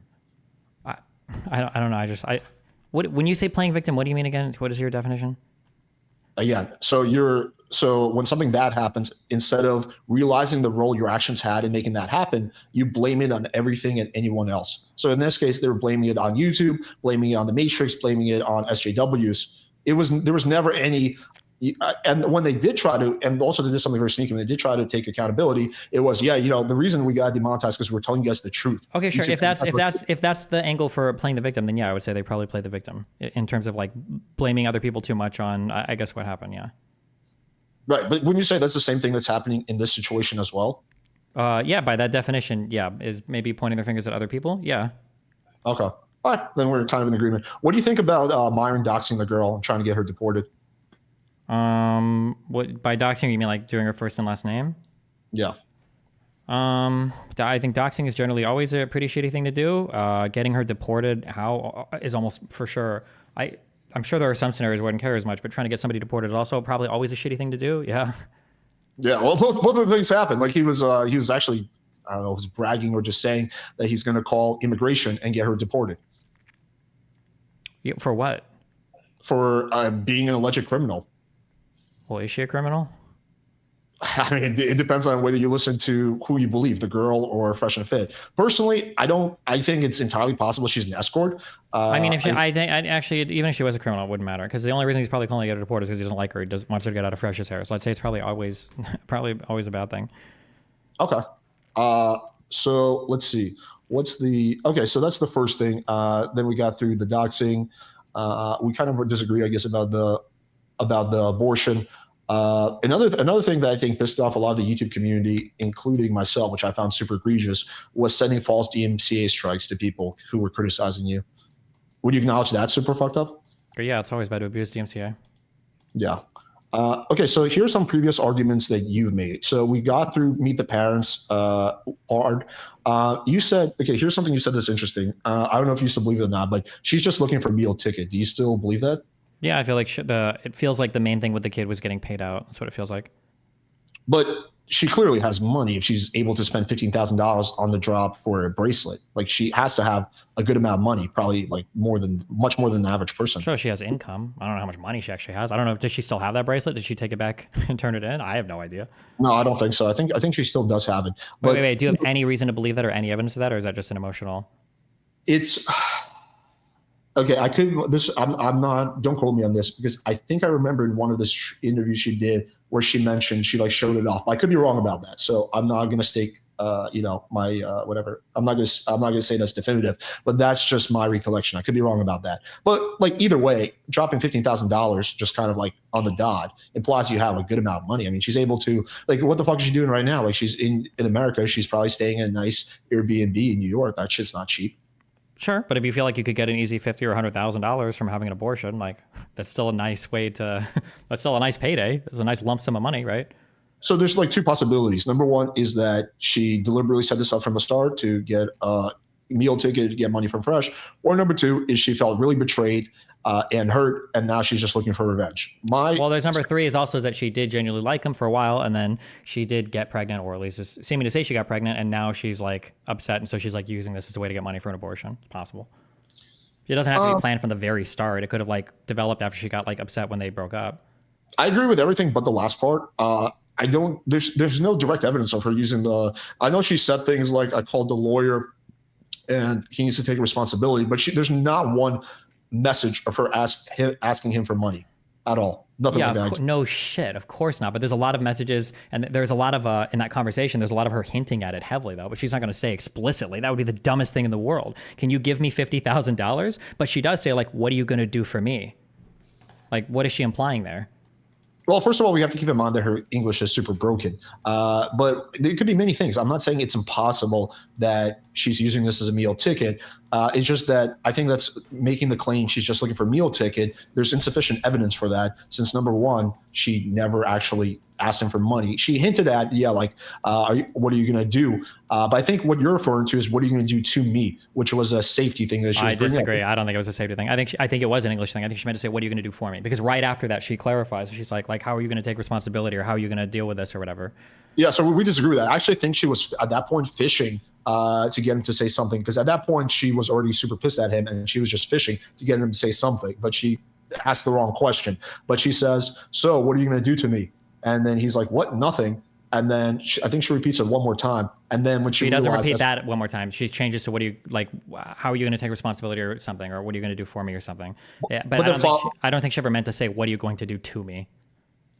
Well, I mean, also, if you go off what she said on multiple streams, even the stream you were on with her, she was talking about like, oh, I don't know what he's going to do to me on other streams. And I agree, all that shit is ridiculous. Well, wait, I'm trying to remember on my stream. Did she actually say that unprompted, or did she say that in response to Tree asking about it because she heard her say No, she said it unprompted, and she said it on other streams. She said it on Tree's follow-up stream where she said, she said this multiple times. Yeah, guys, if I disappear, you know who it is. And then even Tree, who hates Fresh and Fit, was like, yeah, like nothing's going to happen with you. Don't worry. She's made that claim multiple times. Whether she's using that to bait him or she's legitimately scared, I don't know. If it was an American girl, I would say pretty definitively she's just trying to bait him or something like that, just saying something dumb. But given the fact that she's from China, where it seems like when people do disappear there and it's much more shady shit happens, it's not unreasonable for her to be concerned about her safety. I think it's stupid, but it's not unreasonable. So in that statement you're asking, she did say initially, I think she did mean like actually about safety, which I agree is dumb because Fresh, despite all his faults, is not a violent person. He's not going to do shit, obviously. But then after that, so that didn't work. Then she says, so what are you going to do? I forget her exact wording. I do agree with you that implies maybe financial support. But at the same time, if she's just looking for Fresh to pay child support, I don't think she's ever looking for child support. She's looking for a payday for the abortion. She's never having that kid. There's no world where that kid is born ever. If she's even pregnant, she's never having that kid. She did an ultrasound. She did a blood test. I mean, like, what kind of evidence would you like to see? In addition to that, I think the biggest piece of evidence is when she calls Fresh about initially. So, for example, if a girl called me saying that she's pregnant with my baby, I believe she was lying. That would be the first thing I would say. I'd be like, wait, how do you know it's mine? Are you sure? How do you know it's mine? He never questions the pregnancy. He goes along with it. So that means in his mind, he believes that she's pregnant. At the same time, she's also releasing ultrasounds and blood work. She said that I think on Monday she's going to make a video of her at the doctor. I think there's pretty strong evidence that she's pregnant. Whether she's going to keep the baby or not is uncertain. But it's most likely that she's pregnant. Okay, it's possible. I don't trust anything that comes from her at all at this point. So, but it's possible. Yeah. Who do you trust more, her or Fresh? I don't really trust Fresh either, but I'm not relying on Fresh to tell me whether or not she's pregnant or not. It's not it's not like I'm thinking like Fresh. If Fresh was like, I didn't have sex with her at all, it's like, yeah, right. I wouldn't believe Fresh either. But I'm not using Fresh's credibility to deny her credibility, or I'm not using because I believe Fresh, I don't believe her. Yeah, I agree with you. They're both unreliable narrators, although I would say Fresh and Fit is even more unreliable. But here's the evidence for her being pregnant. Number one, Fresh admitting that he was busting inside of her without protection. That could very easily cause a baby. Number two, the fact that Fresh is capable of getting a woman pregnant. He's not like impotent based on the on the abortion story that he was bragging about. That's number two. Number three is the fact that she released her blood work and her ultrasound.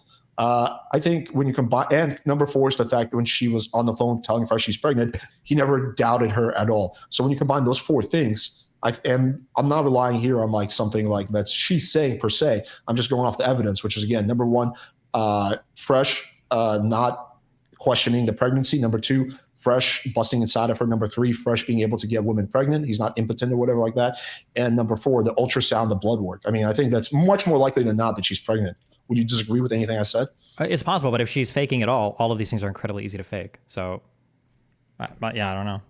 But then why would Fresh not question her when she called? Like you would think, okay, let's assume some girl is claiming you got her pregnant, and you know you did not get that girl pregnant, or you have massive doubts, and she calls you like, "Hey, Destiny, we're gonna have a blue-haired child. You got me pregnant." Well, would your initial reaction be like, "Oh fuck, well I want nothing," or would your initial reaction? It's possible be like, that he thinks he did get her pregnant. Like she could be pregnant. I'm just not putting any weight on anything she's producing. It's possible. What do you think is more likely, that she's pregnant or she's not pregnant? I'd probably say 51% that she is pregnant, Okay, or at least she was pregnant. That she was pregnant at one point in time. I'd say 51%. I believe probably more likely that she was than wasn't. Yeah, I think it's more like 80-90% that she's pregnant. Okay. I mean, I do agree with you. The baby probably will not be born. It seems like, but also I don't think that in of itself implies malicious intent, because quite often when women get pregnant, they go through a fluctuation of emotions. They want to keep it, they want to not keep it. I've heard story after story of like a woman who got pregnant and she was like, it wasn't like, it was by accident, right? She wasn't planning the pregnancy, and they went through waves of emotions. Maybe I'll keep it, maybe I won't keep it. And then maybe they decide to keep it, but it was like, they're really balancing those options. So I think that initially when she got pregnant and Fresh was just like showing her like a lack of empathy and just like basically saying he's gonna be deadbeat dad. I think there was a massive amount of spite. She was like, fuck you. But I think as those emotions wear off and she's starting to realize, oh fuck, like I have to be a mother. I don't think I can manage that because of all the shit I have going on. So I do think it's more likely she's gonna get an abortion. But just because if she does get an abortion, it doesn't mean that the whole thing was like a setup. Okay. I think it is. Or it doesn't have to be a setup, but I don't think there's no world where she's keeping that child. It's never happening. What do you think is the chance that she keeps the child? I don't know, less than 20%. Less than 10%. I don't know. Okay, we're not far off. I think it's like maybe 30%, something like that. Okay. We're not that far off.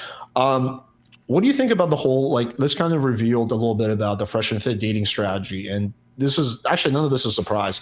If we go off what, did you watch the tree video with Daisy interview, like at the very end? Nope. So she was talking about, she basically went out for, I guess, shopping with Myron's girlfriend, and she was revealing that Myron pays for the girl's apartment.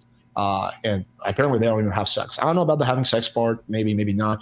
But the paying for her apartment, giving her a credit card seems extremely, extremely likely, given the fact that Fresh, and specifically Myron, has said in the past that, yeah, like as a man, you got to provide, you got to, that's the main thing. So like when they ask him, what does a guy bring to the table? Providing resources, right? So essentially that means money, and paying for shit. And so it seems like they have slightly two different strategies. They both lead with their wallet. They both act like sugar daddies. But I think the one, I guess, positive thing that Myron, one thing we can give Myron credit for is it seems like he doesn't promise the girls the world. Versus Fresh, in addition to being a sugar daddy, in addition to I forget the first thing I said, but he also promises the girl the world. So what are your thoughts on that dating strategy in general? I think that I'm obviously as far away from the ripple as possible. I think everything relating to both their dating strategies is terrible and horrible, at least for the type of woman that I want to be up with. Maybe for the type of woman that they're trying to get with, maybe it's better. I don't know. I disagree with everything having to do with dating in that world, though, and everything they say and everything they do. So. Well, it seems like, Courtney, if you listen to what they say, they want a woman who's traditional, ideally a virgin, a woman who's very maternal. So basically the exact opposite of a sugar baby. Okay. Right. But then their strategy is literally designed to attract sugar babies. Yeah, of course. They're literally going to seeking arrangements to find women. Yeah. Yeah. Let me see if there's anything else. I think we covered a lot of shit. Review voice memo. Oh, did you hear the I'm going to hurt you voice memo? No, what's that? Okay, so this is revealed. I forget who. I think on Tree Stream. Here, let me quickly pull it up. Okay, here it is. Listen to this. And let me know what you think.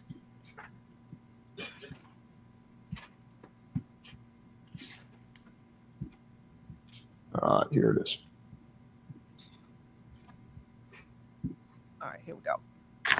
I just realized that I'm gonna hurt you, and it's not fair to you, so I have to end it. And honestly speaking, you deserve a man that's gonna actually do everything for you. But me, I'm gonna hurt you. And I just realized that when you were here, which is not fair to you, was okay, you know what? Before it goes any further, I need time to think about this, because honestly speaking, I'm gonna hurt you, and it's not fair. But also what's not fair is that you did all that to come here, and I did that to you. You did that before when I mean, that's the crux of it. But essentially, he's essentially it's a moment of rare, consciousness by Fresh. But he's actually literally admitting, I acted really shitty towards you, all that. I mean, essentially, again, self-snitching on himself. How is it self-snitching? Okay, that's the wrong word because he didn't do it publicly, so he probably didn't know it was going to come out. It was going to come out publicly, but it's essentially. I mean, he's admitting that his role and his guilt in the situation. He's saying that I'm going to hurt you. It's not fair to you. So he's fully. So I guess the narrative after this whole thing went down was that this girl is just fucking. I was dumb for nutting inside of her, but everything else than that, she's essentially making it up and she's fishing for attention. And the only mistake Fresh made was being stupid. Versus this voice memo, you clearly hear Fresh saying not only is he stupid, right, which has already been admitted, which everyone knows, but also that he's going to hurt the girl. Yeah, I think I agree with that. I think that reinforces everything I believed earlier too. Yeah. How does it reinforce everything you believed earlier? Because I think he genuinely liked her in the beginning. Yeah, for sure. But then why is he saying he's going to hurt her? Because their relationship's not working out, and she seems like it sounds like she's obsessed with him, or she really wants to be with him, and it's not working. So it's hey, yeah, we need to end this. I'm going to hurt you. It's not working. Blah, blah, blah. That's what it sounded like to me. Yeah, it seems like but the point I'm making is that contradicts what they've been saying to the public. Yeah, I agree with that. In the public eyes, he's never going to say that he super liked her or anything, or that, yeah, he didn't feel that special about her. He was just testing her, blah, blah, blah. But I think he probably really liked her. Yeah, of course. Yeah, no, of course. I agree with you. I think he definitely really liked her because otherwise, why would he do all the shit? I don't think anyone really doubts that too much. But there's the version of the story that they put out to the public after this whole thing happened is essentially Fresh is a dummy for nutting inside of her. Other than that, really, he didn't do anything wrong. That's basically the crux of what they've been saying. And here, just the voicemail of him literally admitting that he's going to hurt the girl. So I think that kind of proves her point, if anything. What does it prove for her point? That she was not the predator here in the situation. That was actually Fresh, the one who fucked her over. I don't know if it proves any of that. I mean, she's literally recording this conversation, which is literally predatory behavior. Nothing that he said implies any kind of predatory behavior at all. No? Wait, didn't you say on one of your streams that there was a situation where you felt like someone's going to make a claim about you, so you recorded the situation because you wanted to protect yourself? How's this any different? Because I'm a massive public figure who's trying to get fucked over by people all the time. I'm not just like a random girl that flies around, and also like 99.99% of my recordings are never fucking released. It's just like collateral or whatever. Is she at the stage where she's like, I've never recorded like a woman that I've like been dating before. I've never recorded like my kid's mom before or anything like that. Yeah, Like, I agree. I agree. these are like colleagues and like people in my like media sphere and like weird like adversarial online figures. Yeah, I agree with you. It's kind of bizarre behavior, but if the relationship seems like at this point the relationship is falling apart, and if she thinks she's going to get f***ed over, it's not crazy for her to record the conversation. Like I agree. Yeah, at this point, I don't think it's necessarily crazy to record a conversation. I didn't say it was crazy, but it's definitely showing that like your mind is like in a certain direction. Like if I'm recording somebody, it's not because we're just having like a fun, nice, whatever conversation, because I think we're probably going to do battle soon. I think we're about to go to war. That's in my mind. That's what I'm thinking. So if I'm recording somebody and I show somebody else's recording, it's like, yeah, look, like you can tell that, like this person's like super predatory or whatever. And the person's like, okay, well, but like, aren't you recording them knowing that you're recording them? Like, I'd be like, oh yeah, true, I guess. Like, what do you mean? Like, yeah, I don't see anything from the call here. And by the way, I'm not even necessarily saying that she's predatory for recording it, but recording it and releasing it when I don't even know what the point of releasing this is. That's the predatory part, is like recording. Well, to disprove the narrative that Fresh and Fit is trying to put out. Well, hold on, but what did he say in this call that even implied that he was being predatory? I never said that he was being predatory. When did I say that? Wait, then how did the term predatory even come up here? Or you made it sound You brought up the word predatory. Wait, was I the one that brought this up? Yeah. I believe so. Chat, correct me if I'm wrong. Hold on. You said recording was predatory. Yeah, so my chat is saying you said recording was predatory. In a certain direction. I'm sure my live chat will tell me in a second, but yeah. I believe you were the one that said it. Yeah, so people are saying yes, you did. You said it. Okay, wait, hold on one second. Situation. It's not that big of a... Okay. Well, hold on one second. Do your thing. How's this any different? Because I'm a massive public figure who's trying to get... Fucked her over. Other than that, really, he didn't do anything wrong. That's basically... really liked her, because otherwise, why would he like do all the shit? I don't think anyone really doubts that too much. But there's like the version of the story that they put out. My girlfriend actually brought up a really good point. She said, wait, I want to listen to this. Hold on, I'm muting for a second. Hold on, I have to listen to this. 1 second. Okay. Because she uses WhatsApp. Yeah. Okay, hold on. Let me listen to this. Jesus. Like,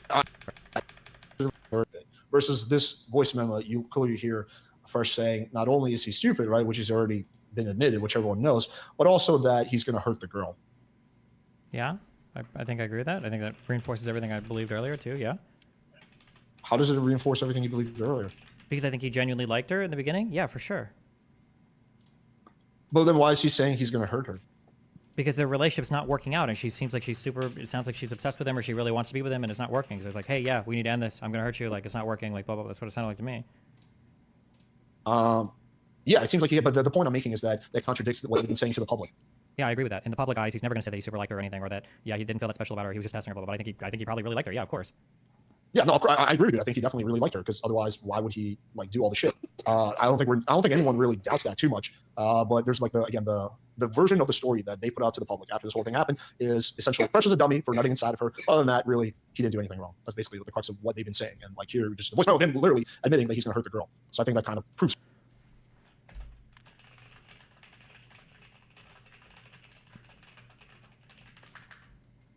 Her point, if anything. What does it prove for her point? That she was not like, I guess, the predator here in the situation. That was actually... Oh, you guys gaslit the fuck out of me. I hate you guys so much. How many people in chat said that I said this first? Fuck you guys. Oh, you're lucky I'm reformed right now. I would go back and I'd do perm bans for every fucking person that said I brought this up first. You fucking... Anything you've been saying. And like here, just the voice of him literally admitting that he's going to hurt the girl. So I think that kind of proves her point, if anything. What does it prove for her point? That she was not like, I guess, the predator here in the situation. That was actually Fresh, the one who fucked her over. I don't know if it proves any of that. I mean, she's literally recording this. Okay. I think that we women also like the people who see. Okay, sorry, I'm back. Yeah, what's up? Okay, so you said that he was acting like a predator, or that rather that it proves that she wasn't the predator, but Fresh was. That's why predator came up. But I don't know how anything in that call proved that Fresh was a predator. I don't understand. What? Repeat what I said exactly. Say that one more time. You said that he literally admitted that he was going to hurt the girl, and then he said it proves that she's not the predator, it was Fresh. If I use that word, then I misspoke. Yeah, I don't think there's anything predatory about anything in that recording. I don't think Fresh is a predator per se. That's not a word. Yeah, if I said that, then I just sure. Well, I don't mean I didn't take it as you meaning that he was necessarily like a predator, but that he was admitting that he was going to do wrong, or he was admitting that he was going to do something bad to her or whatever. I didn't get that from that call either. He's saying I'm going to hurt you over and over again. What is that? What do you think he means when he says that? That I'm going to fuck you over. I'm going to hurt your feelings. Like what else could it possibly mean? I don't think that reading is accurate at all. What do you think it means? It means that if we continue to date, like it's going to cause you pain. I'm going to hurt you if we keep dating. Not like I'm going to do something to fuck you over. But No, that's yeah. I don't. Yeah, that's. I think that's what I said. I wasn't saying that he's like going to do something. He's like announcing his, I guess, whatever he's about to do. I think, yeah, exactly how you said that. He's telling her that in this relationship, you're going to get hurt. Yeah, but how does that make him seem like a bad person for saying that? I'm not saying it does. I said I actually give him credit for that. It's a rare moment of self-reflection on Fresh's part. Okay, I just completely misinterpreted everything you said earlier, because earlier you made it sound like this phone call. I'm just saying it disproves the narrative that Myron has been putting out since the whole thing went down. That's all I'm saying. I don't think. Well, no, hold on. No. I said that it seems like this reinforces everything that I believed from earlier, that he did really like her in the beginning. But then you said, well, I don't see how that reinforces your narrative or whatever. Like it shows that Fresh is a bad person. Like I don't think this phone call made him. No, I never said. I don't know why this keeps happening. I never said he was a bad person because of this. I said that he was the one that he was gonna. I don't remember exactly how I worded it. Okay, wait. Then we agree. Then there's nothing in this call that makes Fresh seem bad at all. Well, not in the call of itself, right? But I think it disproves the narrative that basically all Fresh did was be a dummy, and this girl basically took advantage of him. That basically the only mistake Fresh made was being a dummy, and everything else is the girl's fault. She's like this predator who came in there and like took advantage of him and basically either got pregnant or not got pregnant, depending on what day of the week it is for Myron. That's why I'm saying that this voice memo kind of just proves that narrative. What does the voice memo prove or give evidence for? Is that Fresh also knew that he was going to hurt the girl throughout this relationship. So the clip proves that Fresh knew that he was going to hurt the girl throughout the relationship. And what does that show, or what does that prove? It disproves the narrative that they're putting out, which is that the only mistake Fresh was being a dummy, and the rest of it was her fault. How does that disprove that? Because if everything is her fault, then why is Fresh saying that he's going to hurt her? Because they have incompatible expectations for what a relationship is? I mean, that's, I guess, a very generous. Hold on, no, wait. To be clear, that's not generous. That is that is the most common reading of that. If you want to imply something different, you got to reach really hard. But if a guy's on a call with a girl and is like, listen, we can't keep dating. Like, I'm going to hurt you. Like, if this keeps going on, the immediate takeaway from 99% of people is like, okay, their expectations for a relationship are radically different. If you want to read something into like, well, he knows he's going to fuck her over, do something terrible to her, that's a possible read. But we have to. I don't know why you keep strawmanning me. I never said that he's going to fuck her over and do something terrible to her. I'm just saying at this point in the relationship, he knows that, that he's going to essentially, her feelings are going to get hurt. Yeah, but it could just be because they have completely different desires or goals or expectations for the relationship, which is super common. That's a really common thing to say. In isolation, maybe, yeah. But if you look at all the other factors combined, the fact that he's like selling her the dream, that he's love bombing her, taking her to meet his parents, all that stuff, then that. Yeah, those are faults. Those are bad things too. He shouldn't be doing that. He shouldn't be coming on so strongly. That's more than just being a dummy. That's like choosing intentionally to go move really, really, really fast with somebody. They're all dumb things to do, like bad things to do. Like you probably shouldn't do that. Yeah. But you also, yes, I agree with that. But you also probably shouldn't do that because especially what you shouldn't do is you shouldn't lead a girl on, love bomb her, promise her the world, and then when the relationship falls apart, just blame most of that on her, right? Like it seems like if we go off the evidence, most of the problem was with Fresh over promising shit that he wasn't willing to deliver on. Do we know any of that? I don't think we have any details relating to that or the whatever of their relationship. I don't know if I could be missing things. I don't know if I've heard them blame her for like the relationship not working out or whatever. It sounds like all the blame and fighting right now has to do with like this pregnancy and her going public, not about their relationship. Do we know anything about their relationship at all? Do we know about what actually happened? Do we know about what Fresh and Fit is saying about the relationship? Those are two what actually happened, or like what their expectations were, or who feels betrayed by who in terms of expectations, or what was promised. I haven't seen anything related to that. Well, so we don't have like perfect evidence here. Obviously, we have Fresh's word, we have her word, and then we have screenshots, voice recordings, phone calls, and stuff like that. So largely, I'm just going off the phone calls and the stuff that's been released. Because I agree, neither one of them is a reliable narrator. Also, I think it does say something when one person says something and the other person just doesn't refute it ever again, which means he probably knows it's true, right? So, so yeah, if I'm just going off that, I think the evidence does point in the direction of what I said. Which is that Fresh is like a gaslighter, manipulator, abuser, and not abuser. I never say he was abusive, but yeah, that he gaslights. He gaslights girls, and that he promised them the world, and essentially lies to them. And then when things don't work out, well, how do we know? I don't think I agree with that. I don't think he lies to them. Here's the issue. There's two competing things that could be happening, okay? So on one hand, you've got things like love bombing, which is where a guy is intentionally doing things to foster a huge sense of attachment from another person that he may or may not. There's a voice memo of him saying, I love you. Like there's like a video or something like that of him saying, I love you. Which would be consistent with love bombing. But there's also like new relationship energy where when people start dating new people, they get fucking obsessed and they act obsessive and they do obsessive things and it looks like really similar to love bombing. But the intention is completely different. They're just obsessed because they have a new partner for a few weeks or a couple months, depending on how long that period lasts. So do you not think it's likely that Fresh essentially promised the girls the world?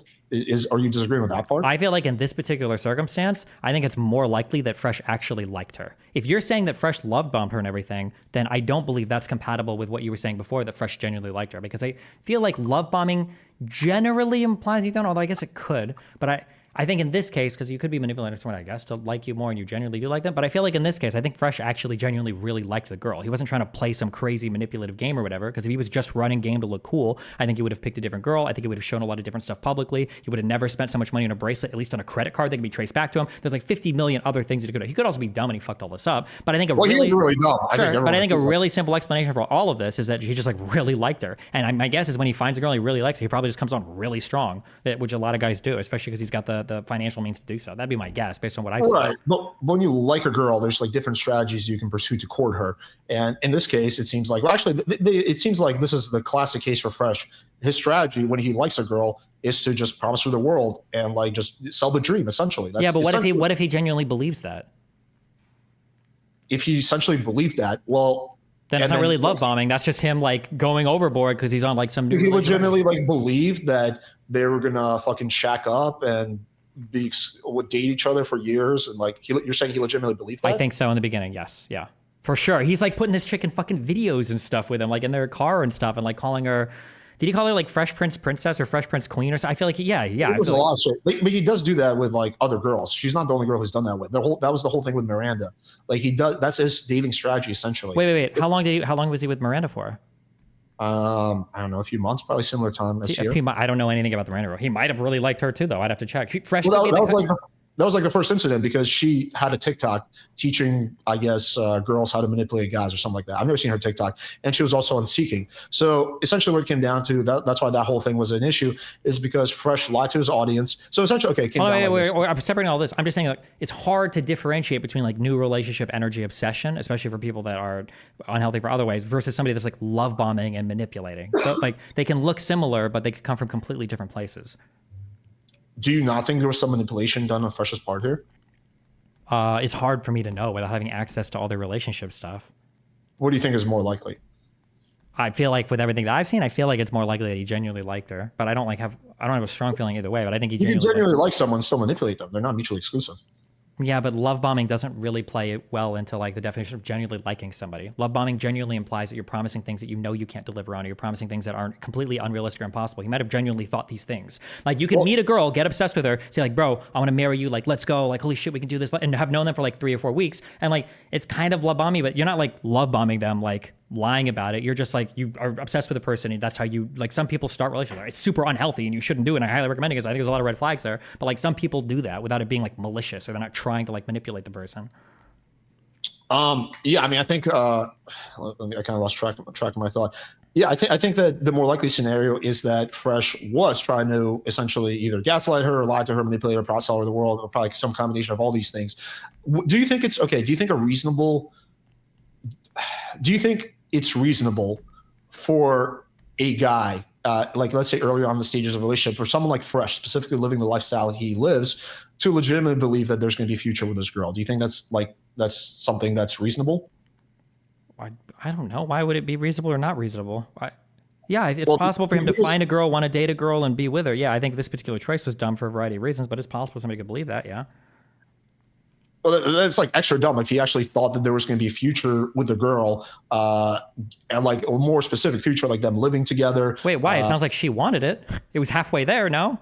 Yeah, she did like him. I'm not disagreeing with that. No. Yeah. She didn't like him. She wanted to live with him. She wanted a relationship with him. She really liked him. She was like obsessed with him too. Yeah, she really, really liked him. Yeah, I agree with that. So why it would be ridiculously impossible to think that a relationship could form or work there?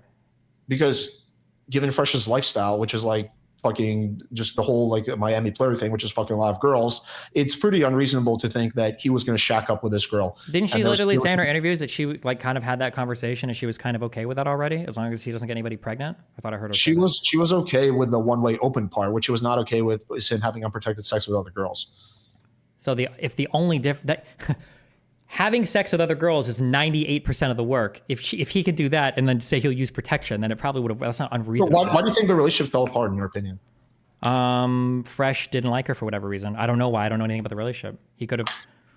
Maybe his friend said that, oh, she looks like a hooker. We found this shit. Or maybe he thought she was too obsessive or clingy. Or maybe he got bored. Or maybe he obsesses too much over one girl and then cringes. I don't think it's a hooker thing, because a caller called in on the stream and on one of their shows way before when, and said that she's a hooker. And Fresh said, no, she's not. And he was defending her pretty hard. Yeah, maybe she convinced him that she wasn't, and he found new stuff. I have no idea. Neither of us have any access to this information. Why do you think the relationship fell apart? We have no idea. I think probably. I think her reasons are probably more or less on point. So essentially, I think that Fresh again kind of promised her the world, and then apparently, what she says happened is he wanted her to live in Miami. But she was staying at his place, and she wanted to she felt like he wanted to have space, so she wanted to get her own apartment, and she was going to pay for it, but she needed Fresh to co-sign because she's she's not not able to get approved by herself, which makes sense since she's not like an American citizen, doesn't have any American financial history probably, and then Fresh just. At that point, well, actually, sorry. So it was even before that. So apparently Fresh wasn't coming home for 3 days. And then I think it hit him, like the gravity of the situation. Oh, shit. Like this girl is actually believing the dream I sold her. I got to bail. So I think that's most likely what happened. Okay. I don't think there's any evidence for that whatsoever. I feel like there's too much to the contrary. I would need a lot. I would need something to push me in that direction. What's there of the contrary? The fact that he was willing to spend money on this chick on a bracelet on a fucking credit card looks insane. But that's his game, quote unquote game, is just like fucking simping for girls and buying them really expensive shit. I thought you just said their game was they said that you're not supposed to lead with your wallet. That's the contradiction. They say you're not supposed to do that, but he does that all the time. Are there a ton of other girls that have evidence of him spending 5 figures on jewelry for them? Did he with that Miranda chick? I don't recall with the Miranda chick. Has he ever with any other girl ever? Dollars with her. He sent her money. Like he would send her hundreds of dollars. Oh, Miranda, he would send her money? He would send her money. Remember that he claimed that it was because of the dog, that she was quote unquote watching his dog. Oh yeah, my girlfriend is much better at gossip than me, but she's saying he would send like Miranda just like money. Did he like Miranda a lot? It seems like it was similar to this girl. Yeah. There's nothing that. I think the one difference is that I think Miranda ended things with him versus he ended things with this girl. I think that makes it sound even more than like, this is just a pattern of like how he fucking like that's over girls. But none of this is like love bomby, like manipulative. This is just like him being obsessed with a girl, I think. And you trying to say like, oh, he just realized that he like hated her, or rather you said that he realized that she was believing his game, so he got scared and backed out. That doesn't sound at all to me like what happened. No, not believing his game. She was actually expecting to follow through on what he promised her. And at that point, he got massive cold feet. Yeah, but when he was promising things, I think he genuinely felt them. I think he was actually obsessed with his girlfriend. That's what. I guess. I mean, that's like kind of like saying like, I don't know, like let's say you asked, like you want to move. This I'm going to minimize it a little bit, but you asked me to help you move. And I say, yeah, sure, dude. At that point, I felt like helping you move. The day of the move comes around. I'm like, fuck it, dude. I realized it was a lot of work. I mean, sure, like you can say that at that moment you felt it, but that's just like, you can use that argument for everything. Well, I didn't lie to you. At the moment I told you this thing, I felt it. Babe, I didn't cheat on you. When I said that I wasn't going to cheat on you, I meant it. But then I felt differently later on. I mean, like, you can't really do that. You absolutely can. These are essential things to determine. There's a huge difference between somebody lying to you about something and somebody having a different assumption at a time or feelings changing later on. Like, yeah, these are monumentally important things. Of course they are. You can't just go through and assume that every single time your partner made a mistake, he's lying, or go through your life and every time your partner abuses you, assume he's just making a mistake. Ascertaining what people's intentions or motivations are probably more important than the actions themselves, of course. What were you going to say? That if things do not change one day to another. She was like, next time we won't be so lucky when she got like a pregnancy test. Yeah, but I think that's he was so supportive about it. That what? Well, yeah, he was. That's when it changed like 1 week from the other. He was happy that she's not pregnant for sure. He was excited. He was supportive about the fact that when she told him that she wanted a baby with him. She said, "Oh, next time you won't be so lucky." Wait. Where was he supportive about having a baby? This is Natty's argument. How was he supportive? He was like, "Oh, baby," like he never told her like, "Hey, I don't want a child." That's being non-confrontational. That's not being supportive. The only hopeless people interpret that as being supportive. So like, how is that not being kind of like? Because I would interpret that, hey, this guy wants to have a baby with me. Yeah, she could. It's possible that she interpreted it that way, yeah. But it's not because he's being supportive. He's being non-confrontational and she's autistic. Which is okay, let me, hang on. Let me do this debate, okay? You can talk to Destiny, whatever, another debate. Yeah, sure, it's possible that, I agree with you, it's possible he's just being non-confrontational. I think Fresh is generally a non-confrontational guy. Sure, that makes sense. But the whole idea of like, at what point does someone need to take responsibility, accountability for the mistakes they make? I mean, like... What do you mean when you say take responsibility? It sounds like you tried to break up with her. Right. After he already promised her the world and after she already... I don't even know. When you say promised her the world, what are we even talking about at that? We're talking about resources. Wait. Did he promise her? It sounds like they didn't even agree on him paying for an apartment. What did he promise her? That was the world. He was never going to pay for the apartment. She was going to pay for the apartment. He was just going to co-sign. Well, okay. What did he promise her then? Did he promise her that he was going to co-sign an apartment for her? I don't know about that. Maybe not. I don't know. Okay, we keep saying he promised her the world. What's a single big thing that he promised?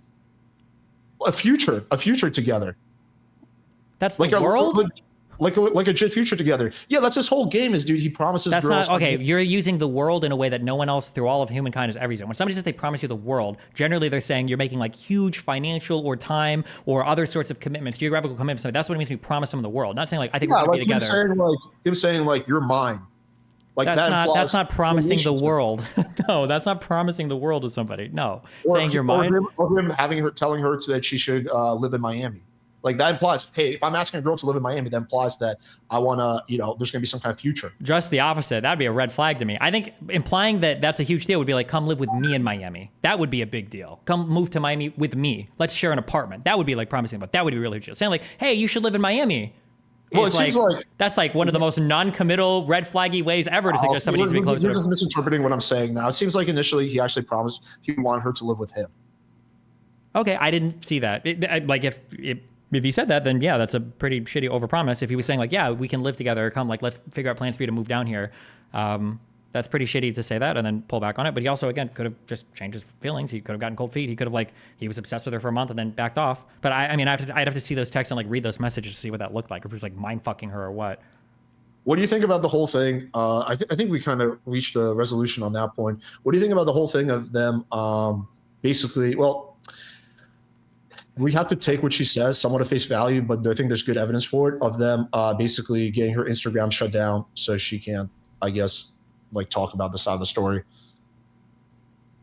That's what she's claiming, and that's also what happened to me after I did a coverage on them, and that's what a lot of people have said. They have a history of essentially, and also two people I know who knew Myron both say the same thing, that he has a hacker. He uses that hacker to get people's Instagrams taken down. It's not going to work on me anymore because now mine is verified with Meta's new system. My guess is going to be that if I had to guess, he was probably just the Fresh and Fit audience spam reporting the fuck out of like any photos that were kind of nudie photos. That'd be my guess for getting it taken down.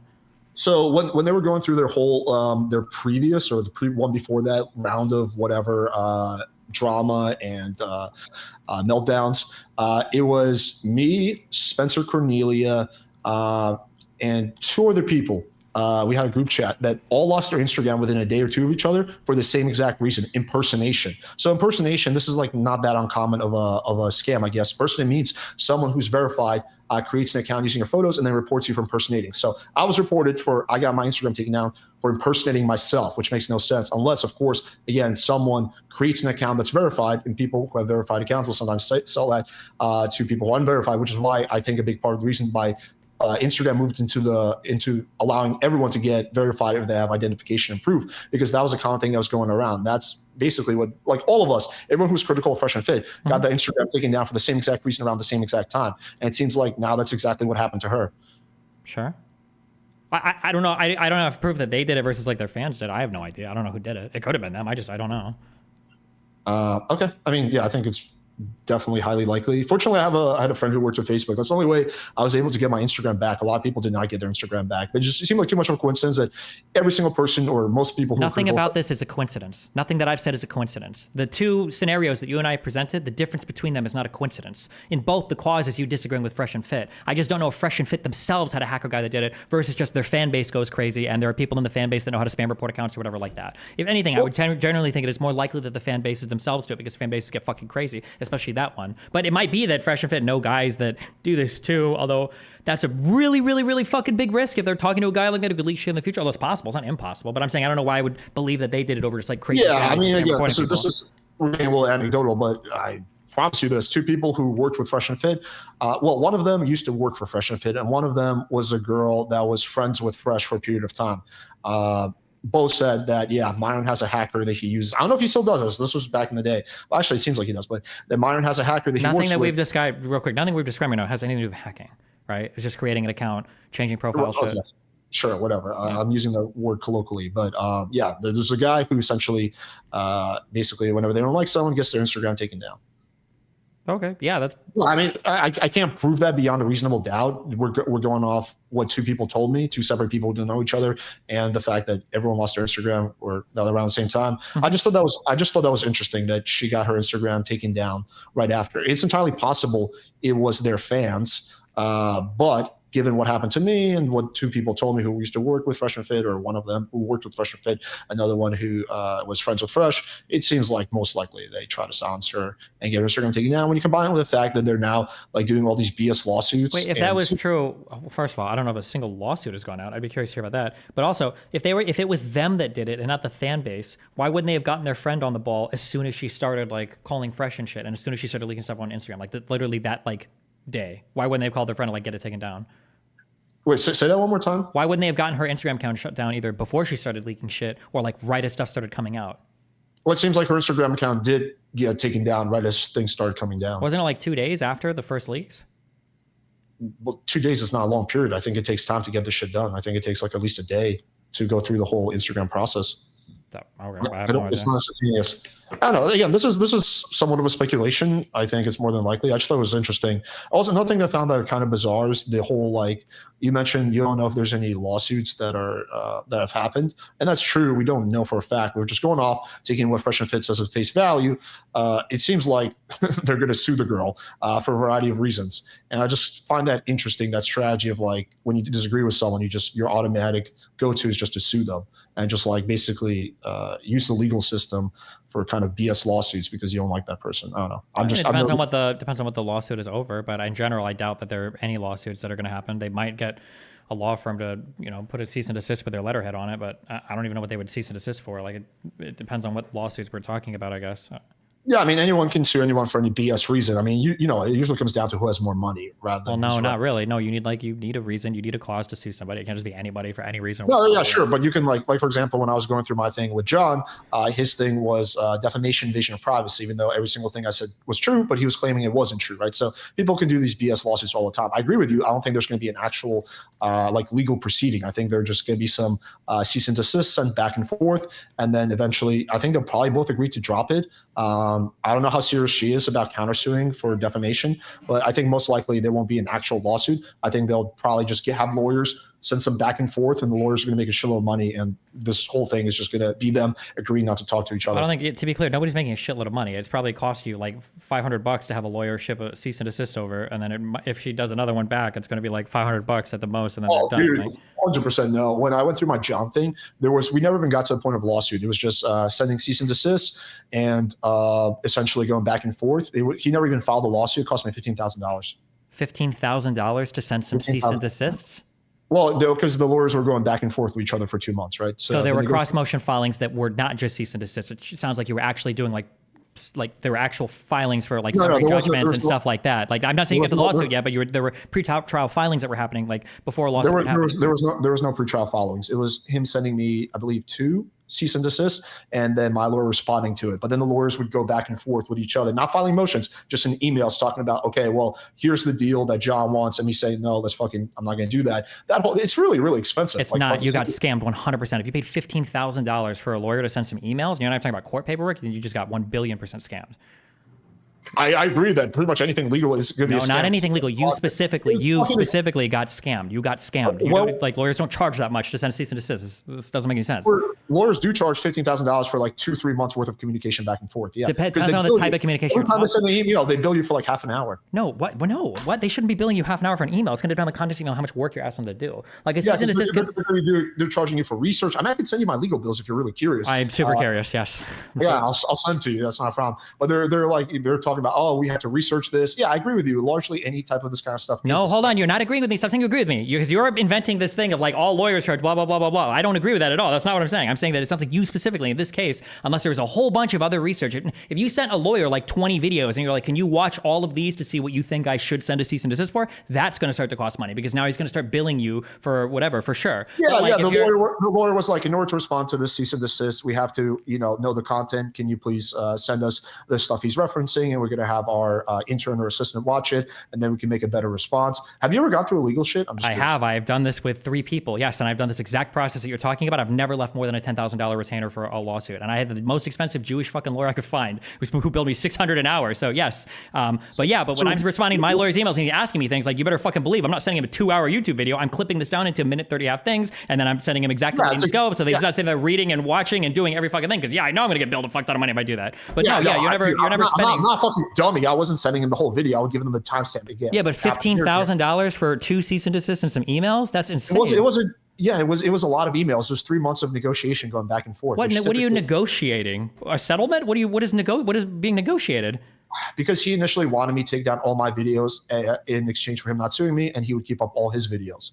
And I rejected that, so they were going back and forth. You keep saying going back and forth. What's on the you're talking like there's like 2 corporations with $15 billion in assets that they're fighting. What is the going back and forth here? What's on the table? What is the wheeling and dealing that's happening here?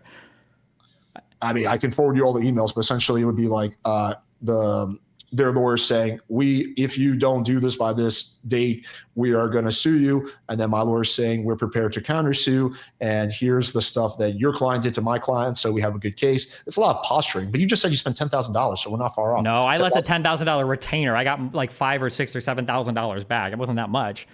But that's highest retainer. How long did that incident last? How many months was it? I don't know, probably like a month and a half, but it's not about, it doesn't matter how long it lasts. What matters is how much work the lawyer is doing for your particular case. So you might leave a retainer, and then the lawyer will help you prepare an initial document, and then you send it, and then you sit and you wait for a response from either that person or their counsel. And then when they send something back, he'll read it, he'll bill you for the time reading and researching for that or whatever, and then you go up like that. But the length of time doesn't matter. It matters like what work they're doing in the meantime for it, right?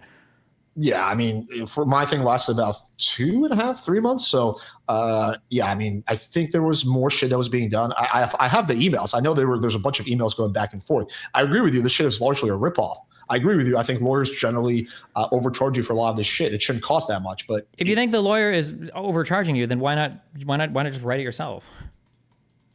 Because number one, I don't have any legal experience. And because it's coming from so like a lot of this is also posturing, because when someone is like threatening to sue you, right? If they see that you have a good lawyer behind you, they're less likely to sue you. Versus if you're replying yourself, they see you as an easier target. So there's a lot of posturing going on with these types of negotiations. Okay.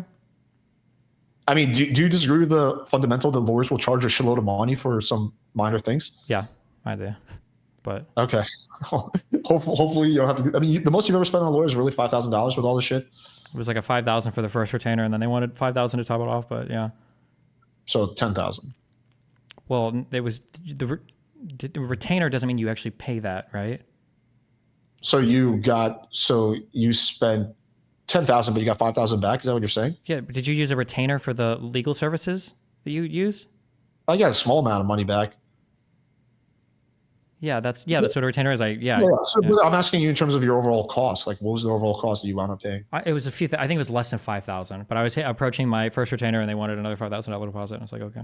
So I think we ended up using like 4,000 because of the next response. They were basically like, okay, well, we fuck off, and that was it. It's like, okay. Okay. Well, introduce me to this Jewish lawyer you have. He could be useful next time. So I have to go through some shit. You know what the hourly billing rate was for the law firm that you were using that you retained? Yeah, it was like 450, 500. Damn. Okay. Didn't you say yours was 600? Yeah, but I explicitly went to the most expensive procedure because I wanted to be the scariest fucking shit that. Yeah. It's a lot of posturing. Yeah, I also have like a really good law firm. Yeah, like it's a lot of his posturing because if you have a really good law firm who has a good reputation, they're more likely to give in to whatever you're asking for. Sure, but there's cheaper options, of course, but then you can't posture as much, right? Yeah. Okay. Sure. Okay. Anyway, I don't know how we got on the lawyer subtopic, but I will. If you really want to see, I'll forward you the billing shit. Yeah, I'm curious if you got it. I'm just curious to look at it. Yeah, maybe my experiences were exceptional, or I just got really lucky or something. Yeah. Yeah. I don't know. Chat. Let me know if you ever spent a shitload of money on a lawyer for a bunch of minor things that are largely irrelevant. Yeah. I guess we're kind of. Do you have anything that you want to go over? No. I mean, I think I don't think so. I feel like I know how this is going to end. She's going to say she had a miscarriage, or I think she'll say she had a miscarriage, and she'll have a lot of proof for it, and then everybody will go on with their lives, basically. Yeah. I think probably will be an abortion, but yeah, I do think she's probably pregnant. Especially on Monday, she said she's going to do a video, like documenting herself with the doctor and like fucking showing like a IRL type of breakdown. If she does that video, I think it's pretty definitive that she's pregnant. I do think most likely she's not going to keep the baby. I think it's starting to set in that like there's gonna be a lot of fucking shit, and it's not compatible with her like lifestyle of being flown out everywhere, maybe or maybe not doing escorting. Mm-hmm. Another interesting thing though is that this is what she said multiple times. She's like, if Fresh is so sure that I'm not pregnant, why doesn't he do the DNA test, the paternity test? I think that's also pretty interesting is the fact that she's challenging him to do this paternity test and he doesn't want to do it. Because you would think if I was being accused of getting a girl pregnant, I know I was confident in getting her pregnant, I would be the one pushing for that paternity test. I'd be like, fuck yeah, let me put this to rest once and for all. How early can you even get a paternity test? I looked it up. It's actually pretty early on. You can get one. It's in the first trimester. It's pretty early on. 8th or 10th week, I guess. Okay. I don't know what point it would be for him to get a paternity test. What would the point be? He could prove two things. Number one, it's not his baby. Number two, that she's not even pregnant. Well, if she is pregnant, it is his baby, right? So he either got her pregnant or he didn't. Either way, I don't know how a paternity test helps him. Unless he thinks that like somebody else got her pregnant. I don't think anybody thinks that right now, right?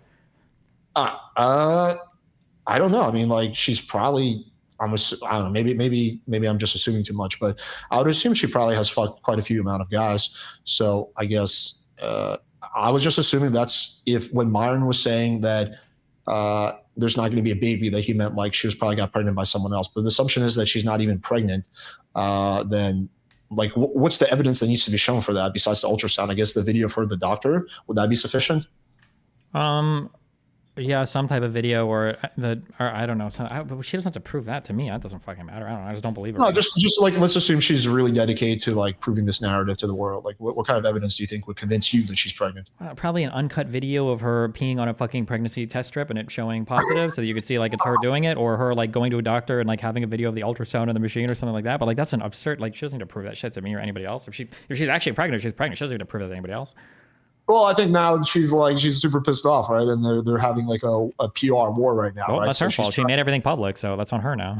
There's literally no reason to make any of this public ever. So yeah, I'm not disagreeing with you on that. I mean, her logic is that, and I'm not saying I agree with this logic, but her logic is that, oh well, I don't want this to happen to other girls. I personally think that she's just really bitter and pissed off about how this whole thing went down. Mm-hmm. I think to some extent she's it's very understandable that she's pissed off given everything that led up to this, and she's now just like just essentially, yeah, like going in on him. Like again, she's just like trying to like fucking cause as much damage as possible because she feels pain. So typically when people feel pain, they want to make the other person hurt. I think that's probably what's happening.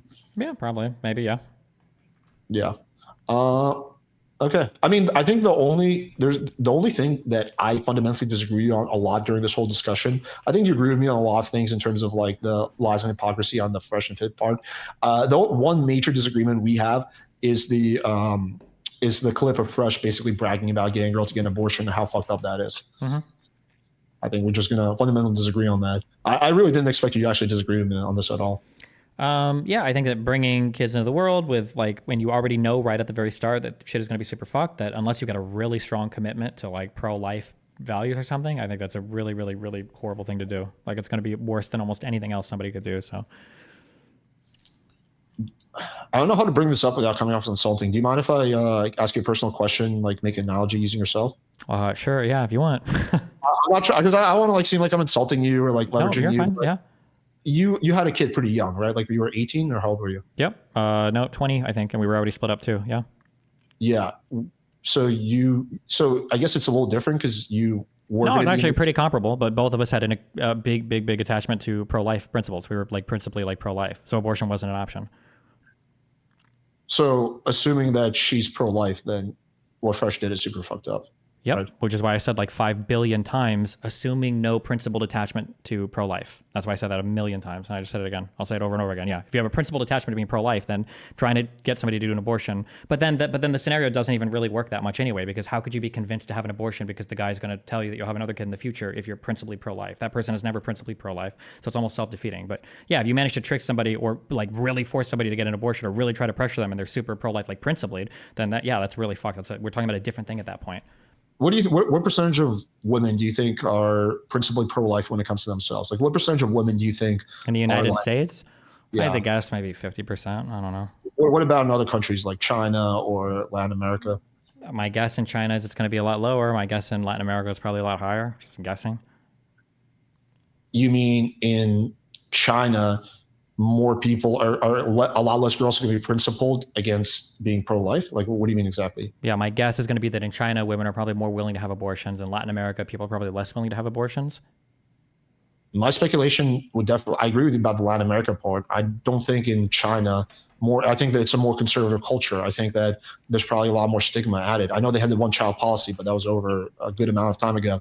I think that, I would say in China, in that part of the world. I just Googled it real quick. Abortion in China is legal at all stages of pregnancy, even third trimester. Holy but what percentage of women get an abortion in China? That's the real question.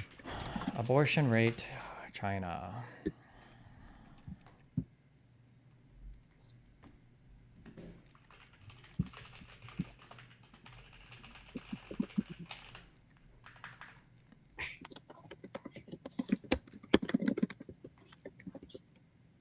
Let's see, abortion rates, countries.